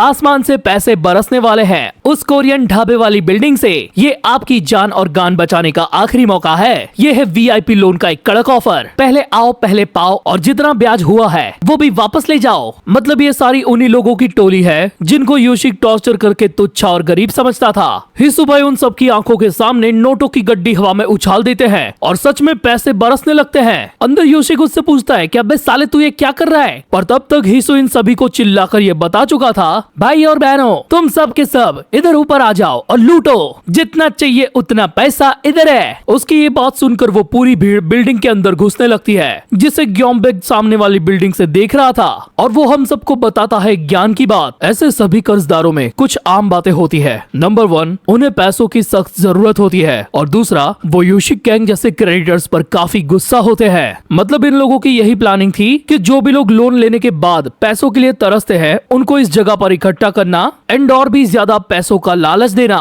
जिससे वो लोग खुद ही बिल्डिंग में घुसकर यूशिक के पूरे धंधे का तहलका ऑमलेट बना दे और साथ ही उससे अपना बदला भी ले ले। और लिटरली उन पर जुल्म करने वाले यूशिक को अपने सामने देखकर वो सब के सब उस पर काफी ज्यादा गुस्सा थे। वैसे हिसू इस तमाशे को अपनी आंखों से लाइव देख रहा था एंड जाते हुए वो उन सबको कहता है, अरे भाई लोग, ये कुछ बोल रहा था कि कोई उसके हैंगवांग वाले लोग आने वाले हैं, तो उस तिजोरी का कॉम्बिनेशन ढूंढने में टाइम मत लगाना, उसे तोड़ दो या फिर उठा के ले जाओ। ये बोलता हुआ हिसू बिल्डिंग से ही कूद जाता है। ये नजारा देखकर यूशिक के साथ साथ उन सभी के गोटे मुंह में आ जाते हैं कि जिंदा बंदा नीचे कूद गया भाई। बट वो लोग पहले प्रायोरिटी देते हैं यूशिक और उसके पैसों को। उस पर चढ़ाई करके उसकी इज्जत के साथ साथ वो लोग सब कुछ लूट के लेके चले जाते हैं। और ये सारा कार्यक्रम खत्म होने के बाद एक सन्नाटे के साथ गैंगनम में भी आगाज हो चुका था कि इस जगह को भी टेक ओवर करने की शुरुआत गैंगबक अलायंस कर चुका है और उन लोगों ने सक्सेसफुली हैंगवांग की फंडिंग को कोलैप्स कर दिया है। चाहे हैंगवांग कितना भी ताकतवर क्यों ना हो, लेकिन ये दरार काफी गहरी पड़ी है और हमारे दाजुन भाई शुरुआत कर चुके हैं हैंगवांग को निगलने की। अगले दिन सुबह हमें दिखाया जाता है जिनशे का घर, जहाँ उसकी तारीफ करते हुए हिसू भाई धड़ाधड़ खाना पेले जा रहे थे।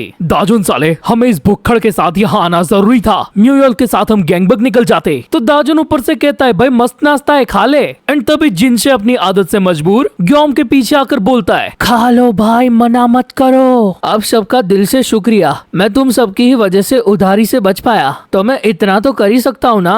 फिर थोड़ी देर बाद हम देखते हैं कि वो लोग वहाँ से निकल रहे होते हैं। तब दाजुन जिनशे को हिम्मत देते हुए कहता है कि अब तुझे अकेले ही स्कूल जाना होगा और खुद ही सारी मुसीबत का डट के सामना करना होगा। जिनशे भी सामने से ये कहता है कि हाँ, तुमने मुझे जो बताया था और जो भी मैं तुम्हें देखकर सीखा हूँ, मैं उन सारी चीजों को याद रखूंगा। वैसे भी अब आगे से सब कुछ मुझे ही तो करना है। तो युनडोंग, मेरा मतलब है दाजुन भाई, भले ही हम लंबे वक्त तक साथ नहीं रहेंगे, पर फिर भी तुम मेरे दोस्त हमेशा रहोगे। तो दाजुन उसे फाइनल ग्रीट करते हुए कहता है कि ज्यादा फिल्मी बातें मत कर बिड़ू, तू बस अच्छा खाना बना, मैं वापस वो खाने आऊंगा। एंड फिर वो फाइनली अपने उस दोस्त को अलविदा करके गैंगबक में रिटर्न करता है। अगले सीन में हम देखते हैं एक लग्जूरियस हार्मोनो नाम का रेस्टोरेंट, जहाँ पर एक से एक लजीज आइटम के साथ पूरा टेबल सजा है, क्योंकि वहाँ पर हो रही थी हैंगवांग के बचे कुचे सारे एग्जीक्यूटिव्स की मीटिंग। किंग और वो लोग डॉचेंग क्वैक और यूशिक कैंग के खात्मे के बारे में ही बात कर रहे थे। ग्वांग युक कहता है हम इस मामले को लाइटली नहीं ले सकते, अगर बॉस को पता चला तो वो निराश होंगे। तो आरम जू कहती है हम उस लूजर की भरपाई आराम से कर सकते हैं, वैसे भी पहले गैंगबक के अंदर हद से ज्यादा नुकसान हो चुका है, तो कोई ऐसी गलती मत करो जिससे बाद में पछताना पड़े। ये सुन के अंकल चोई बोलते हैं अबे अब इतना ज्यादा बनो मत, तुम सब के सब गांडू लोग अभी किसी और चीज के बारे में सोच रहे हो, है ना? आखिर तुम कहना क्या चाहते हो? अबे मोटे, यहाँ बैठे किसी को भी इस सिचुएशन की रत्ती भर भी परवाह नहीं है। मतलब साफ है, यहाँ सब लोग इसीलिए आए हैं ताकि पूरे हैंगवांग का सक्सेसर बन सके। वैसे भी यूशिक और डॉचेंग वो दोनों चूजे हट चुके हैं। मुझे यकीन है तुम में से कई लोग इसी मौके का इंतजार कर रहे थे, तो यहाँ शामिल हुआ हर कोई अपने अपने कॉम्पिटिटर्स की हालत देखने आया है। तभी रूम के बाहर से आवाज आती है यहाँ बातें तो हद से ज्यादा हो रही है, और वो दरवाजा खोलते ही अंदर एंट्री मारता है एक लंबा चौड़ा बंदा। क्या हुआ, स्वागत तो करो हमारा। इसको यहाँ पर देखकर कुछ एग्जीक्यूटिव्स के दांत खट्टे हो गए थे, इवन अंकल चोई की शक्ल भी उतर गई थी। फिर उनके थॉट्स के थ्रू हमें ये पता चलता है कि धंधा बढ़ने के बाद हैंगवांग दो कैटेगरीज में डिवाइड हो चुका है, जिसमें से पहले तो ये सारे बिजनेस वाले एग्जीक्यूटिव्स और दूसरे हैं स्पेसिफिक क्राइम के अंदर एक्सपर्टीज रखने वाले। और उन सभी लोगों में से ये बंदा है उनका टॉपर। इसका नाम है यांग ह्यूक, जो हैंगवांग का एग्जीक्यूटिव तो है लेकिन हमेशा अपने छुपे क्राइम की दुनिया में ही उलझा रहता है। इसने आज तक हैंगवांग के अंदर चल रही पॉलिटिक्स में नाक नहीं घुसेड़ा, तो आज ये यहाँ पर क्या करने आया है? वाह, तुम लोग तो काफी अच्छा माल खा रहे हो, लेकिन देखो तो तुम सालों को तो अच्छे से टूना खाना भी नहीं आता। ये बोलते हुए वो उस मछली की आंख निकाल के खा जाता है। क्यूरियोसिटी के मारे ग्वांग युक उससे पूछता है कि आखिर तुम यहाँ पर क्यों आए हो? तो वो सीधा सबके सामने ही ये रिवील कर देता है कि मैं सक्सेसर बनने ही आया हूँ। क्या तुम खुद से ये डिसाइड नहीं कर सकते? तभी यांग ह्योक काफी जोर से ग्वांग युक का थोबड़ा टेबल पर पछाड़ता है। बकवास बंद कर झाड़िए, तू हद से ज्यादा भौंकता है। यही तो वो वजह है कि मैं किसी आटू झाटू लोगों के साथ खाना नहीं खाता। अगर अभी कोई कुछ कहना चाहता है तो वो बस अपना हाथ ऊपर करे। इस बंदे का ऑरा इतना ज्यादा था कि यहाँ बैठे ऑलमोस्ट सारे एग्जीक्यूटिव्स की फट गई थी, तो कोई कुछ नहीं बोलता। बढ़िया, ये काफी अच्छी शुरुआत है। तो अब हम क्या गैंगबक अलायंस को खत्म करें? और उसके इतना बोलते ही सीन शिफ्ट होता है YG टावर पे, जहां दाजुन अपने खास बंदों के साथ बातें कर रहा था। योशिक कैंग अपने कर्जदारों से हुई पिटाई के बाद दुम दबा के गैंगनम से ही भाग गया। हाँ बिल्कुल, वो लोन के बिजनेस का सेंटर पॉइंट था, और अब उसके जाने के बाद कुछ टाइम तक हैंगवांग का काम अच्छे से नहीं चल पाएगा। हमने मिलकर हैंगवांग नाम की एक बड़ी सी दीवार में एक छोटी सी दरार बना दी है, लेकिन तब भी उनको हराना आसान नहीं होगा। हमें बहुत सफाई से इंतजार करना होगा। जैसे ही वो दरार एक सुराख में बदलेगी तो हमारा वो मौका बन जाएगा कि हम युशियोंगशिन को गले से पकड़ ले। बढ़िया बात है भाई, चलो इसी बात पे बटर चिकन की पार्टी करते हैं। वैसे भी अपन लोग ने यहाँ तक पहुँचने तक बहुत कुछ झेला है। लेकिन तभी दाजुन हीसू के कंधे पे हाथ रख के उन सभी को रिलैक्स होने से मना करता है। हमें अभी के अभी हमारे नेक्स्ट स्टेप के बारे में सोचना होगा। फिर हमें दिखाया जाता है शाम का सीन, जब YG टावर की छत पे युनडोंग बॉक्सिंग सीख रहा था, और गैंग के बाकी बंदे काफी ज्यादा सरप्राइज हो गए थे क्योंकि युनडोंग का ये रूप उन लोगों ने पहली बार देखा था। वो फाइटिंग की चीजों को काफी तेजी से अडेप्ट करने लगा था, यहाँ तक कि वो इतना इम्प्रूव हो चुका था कि वो ट्रेनिंग करते करते अपने पार्टनर्स को भी थका देता था। तभी हम देखते हैं कि दाजुन भी वहाँ पर पहुंच चुका था और उसने भी युनडोंग की बॉक्सिंग देख ली थी। एंड मजाक मजाक में युनडोंग अचानक से दाजुन को ही चैलेंज कर देता है। लाइक उसे जानना था कि वो दाजुन के लेवल के कितने करीब पहुंचा है, पर तभी दाजुन काफी इजीली उसको पकड़ के फ्लोर पर पटक देता है और उसे कहता है कि ये उतना भी बुरा नहीं है। वैसे युनडोंग को पहले ही पता था कि वो दाजुन को हरा ही नहीं सकता। दाजुन काफी खुश था क्योंकि युनडोंग घर का सारा काम करने के बावजूद भी अपना टाइम निकाल के ट्रेनिंग करता है। वो कहता है कि दाजुन भाई, ये सब आपने भी तो किया था, आप भी तो एक रनवे फैमिली में थे ना पहले। आखिर आपकी वो जिंदगी पहले कैसी थी, मुझे बताओ ना। वो सीधा ही कह देता है कि भाई मैंने भी सब कुछ अपने से ही किया था। तो युनडोंग को लगता है कि दाजुन झूठ बोल रहा है। फिर रात के टाइम पे हम देखते हैं कि दाजुन अब भी छत पर खड़ा है और देख रहा है अपनी पुरानी रनवे फैमिली की फोटो। उसे याद आते हैं वो सारे पल कि वो कैसे उनसे मिला, फिर उन लोगों ने उसके साथ क्या काम करवाया, लेकिन आखिरकार उसे अपने परिवार में अपना लिया। वो आसमान में चमकते सितारों को देखकर बोलता है, मुझे मुझे याद आ रही है तुम सबके। फिर इसी सेम टाइम पर हमें दिखाया जाता है एक इलीगल ऑक्शन मार्केट, जिसका एंकर अनाउंस करता है बोली लगी है 110 मिलियन वॉन की। तभी 2-3 जगहों से आवाज आती है 120 मिलियन वॉन, लेकिन एक मोटू बंदा बोलता है 130 मिलियन वॉन। कमाल हो गया, कांग्रेचुलेशंस, आप इस बोली को जीत चुके हैं। और इसी के साथ 29 साल का जे युन ली आपका हुआ।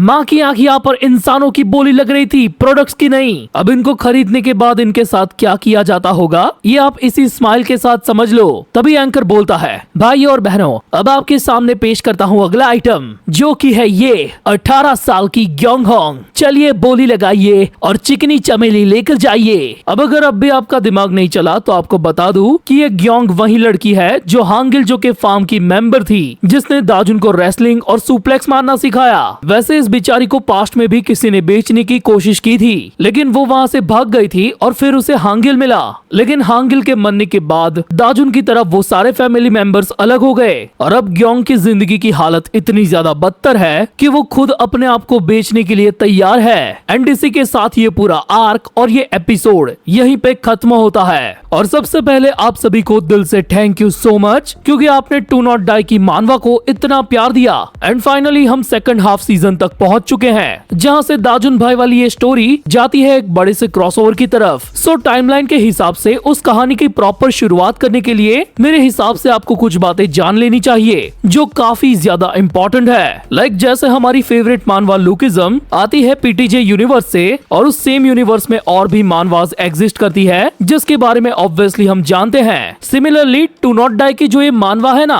वो भी एक यूनिवर्स का पार्ट है और उसका नाम है ब्लू स्ट्रिंग यूनिवर्स। भले ही ये वाला मानवा यूनिवर्स पीटीजे जितना फेमस ना हो, लेकिन इसने भी रीडर्स और कल्ट फैंस को काफी ज्यादा एंटरटेन किया है अपनी डिफरेंट मानवास के थ्रू।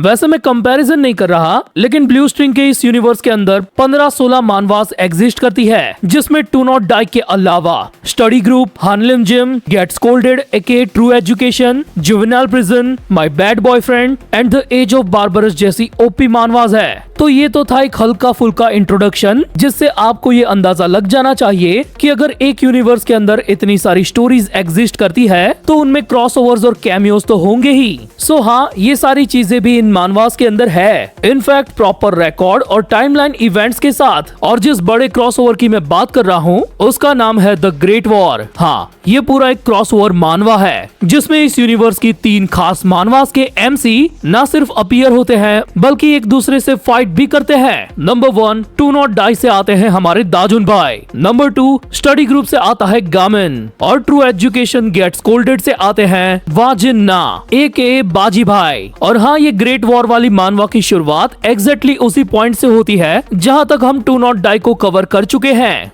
बस देखो, यहाँ पर कंफ्यूजन ये क्रिएट हो सकता है कि बिना किसी प्रॉपर इन्फो और कैरेक्टर एनालिसिस के मैंने अगर द ग्रेट वॉर मानवा एक्सप्लेन करना शुरू कर भी दिया तो आपको ये नए वाले कैरेक्टर्स और इस यूनिवर्स की प्लॉट बिल्डिंग समझ में ही नहीं आएंगी। हाँ, वो बात अलग है कि आप बहुत ज्यादा प्लॉट पहले भी देख चुके हो, बट कम से कम हमें वो सर्टेन इवेंट्स तो पता होने चाहिए ना जहाँ से ये सारी भसड़ की शुरुआत हुई थी। तो वही चीज आपको मैं प्रॉपरली ब्रेक डाउन करके बताने वाला हूँ, जिसके थ्रू आप वाजिन्ना और गामिन के कैरेक्टर को भी समझ जाएंगे और बिना उनकी मानवास को पढ़े आप द ग्रेट वॉर के अंदर उनका रोल अच्छे से समझ पाएंगे। मैं जानता हूँ आप में से कुछ लोग ऐसे भी होंगे जो गेट स्कोल्डेड और स्टडी ग्रुप की मानवा को पढ़ चुके होंगे, पर तब भी आपको टाइमलाइन का प्रॉपर अंदाजा नहीं होगा। तो चलो इसी के साथ शुरू करते हैं इन सारे खास इवेंट्स का प्रॉपर टाइमलाइन ब्रेकडाउन। साल 2022 जब कोरियन स्कूल के अंदर बुलिस का काफी खतरनाक आतंक मचा हुआ था। जमाना इतना ज्यादा आगे बढ़ चुका था कि लॉन्डो तक की इज्जत लूट ली जाती थी। और तभी इन सारी चीजों को झेलकर अस्तित्व में आए एक महापुरुष, जिनके एक भयानक कांड के जरिए पूरे के पूरे कोरिया में हंगामा मचने वाला था। और वो महापुरुष था ग्योम्मा, जिसे हमने देखा था डू नॉट डाई के पहले ही चैप्टर में। वैसे मुझे पता है आप लोग भूल गए होंगे, लेकिन भाई आया है तो याद करवा के जाएगा। ग्योम्मा उम्र 18 साल। इसकी स्टोरी दाजुन भाई के पैरेलल ही चली है। फर्क बस इतना है कि दाजुन भाई अपनी स्कूल में बुली होते थे अपने एक बुली से, डोयुन ली। वही ग्योम्मा को उसकी अपनी स्कूल में बुली करते थे एक से ज्यादा लोग। और ये ट्रॉमा और टॉर्चर इतना ज्यादा बढ़ गया कि परेशान होकर ग्योम्मा ने खुद के क्लास के अंदर ही अपने टोटल 7 बुलिस का ब्रूटली मर्डर कर दिया। और यही वो इवेंट है जहाँ से सब कुछ बदला। ये न्यूज आग की तरह हवा में फैली। ग्योम्मा को पुलिस की हिरासत में ले लिया गया। इस पूरे वाक्य को कवर कर रहा था देश भर का मीडिया। एंड जब पुलिस उसे ले जा रही थी ना, तब उन टपके हुए बुलिस के पेरेंट्स उल्टा ग्योम्मा को ही कोस रहे थे, उसे साइको किलर इवल बोलकर। पर तभी ग्योम्मा आउट ऑफ कंट्रोल जाकर कतई baddest Mountain Dew ultra pro max level की स्पीच देता है, जिसको रिपोर्टर्स लाइव टीवी पे चला देते हैं, जिसको बाकी आम लोगों की तरह हमारे दाजुन भाई भी देख रहे थे। और ग्योम्मा की ही हिम्मत देखकर दाजुन पहली बार इंस्पायर होता है कि वो भी बदला लेने के लिए अपने बुलिस की मां बहने करेगा। और यहीं से शुरू होते हैं डू नॉट डाई के इवेंट्स। लेकिन ग्योम्मा की स्टोरी यहीं पर खत्म नहीं होती। उसे दोषी करार देकर दी जाती है लाइफ इम्प्रिजनमेंट, बोले तो उम्र कैद की सजा। और यहीं से चीजें और भी ज्यादा इंटरेस्टिंग होना शुरू हो जाती है। ग्योम्मा के किए गए कांड के बाद कोरिया की ऑल ओवर स्कूल के बुलिस का ऑरा थोड़ा माइनस हो गया था, जिसको प्लस प्लस करने के लिए वो लोग एड़ी चोटी से लेकर अपनी गोटी का जोर लगा देते हैं। और स्टूडेंट के अलावा स्कूल के स्टाफ और टीचर्स को भी बुली करते हैं। हाँ, वो लोग क्राइम को कमिट नहीं करते, लेकिन लोगों को बुली पेट भर के करते हैं। क्योंकि ग्योम्मा के केस से उन्हें एक चीज पता चल गई थी कि अगर उनकी एज 18 साल और उससे नीचे है तो ऐसे क्राइम में उनको दोषी नहीं माना जाएगा,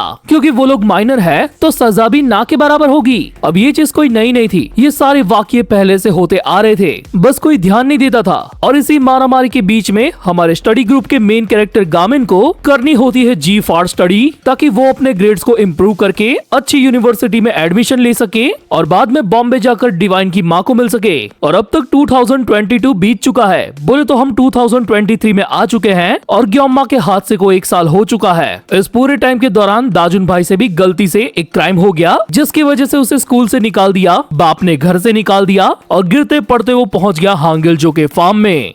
ग्योम्मा ने अपनी फुल ऑरा फार्मिंग करते हुए प्रिजन के अंदर खूंखार अपराधियों के बीच में एंट्री तो की थी, लेकिन वहाँ के लोग इतने खतरनाक थे कि उसे उधर भी बुली किया जाता है। इनफैक्ट वहाँ पर एक और कमजोर बंदा था जो बस दिखने में ही कमजोर था, उसका नाम था जुयोंग चा।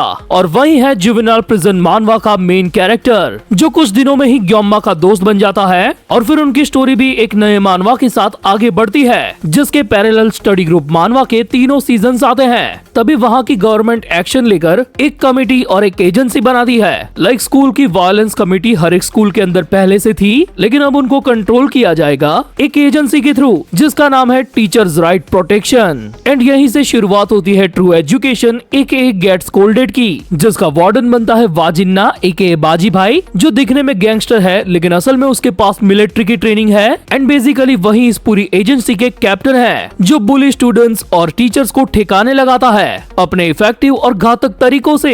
लेकिन सबसे ज्यादा ताज्जुब की बात तो ये है कि जिस गोटेड कैरेक्टर ग्योम्मा से ये सब शुरू हुआ, उसकी एक भी सोलो मानवा इस एंटायर यूनिवर्स के अंदर एग्जिस्ट नहीं करती। मे बी शायद भाई का ऑरा इतना ज्यादा है कि एक मानवा के अंदर समा भी नहीं सकता, लेकिन टाइम टाइम पर ग्योम्मा का कैरेक्टर डिफरेंट मानवास में याद किया जाता है। इनफैक्ट वो गेट्स कोल्डेड की मानवा के अंदर भी अपनी अपीयरेंस देता है, जब बाजी भाई उसके साथ थोड़ा टाइम भी शेयर करते हैं, क्योंकि उनके अंडर में ऐसे ही तो केसेस आते हैं। अब इस पॉइंट पर एंड हो चुका है 2023 का, एंड ये एग्जैक्ट वही टाइम है जब डू नॉट डाई का सीजन 2 आधा खत्म हो चुका है। दाजुन गैंगबग अलायंस का लीडर बन चुका है और वो लोग तैयारी कर रहे हैं हैंगवांग से वॉर करने की। लेकिन उससे पहले ही एक ऐसा इवेंट होता है जो अगेन न्यूज की सुर्खियों में आ जाता है, एंड इनडायरेक्टली दाजुन और गामिन दोनों इस लफड़े में इन्वॉल्व हो जाते हैं। एक बंदा चाहता है कि वो चीज हो जाए और एक बंदा नहीं चाहता कि वो हो। अब इस पूरे चक्कर के अंदर टीनेजर्स और माइनर्स इन्वॉल्व थे, तो डायरेक्टली इसके अंदर एंट्री होती है बाजी भाई की।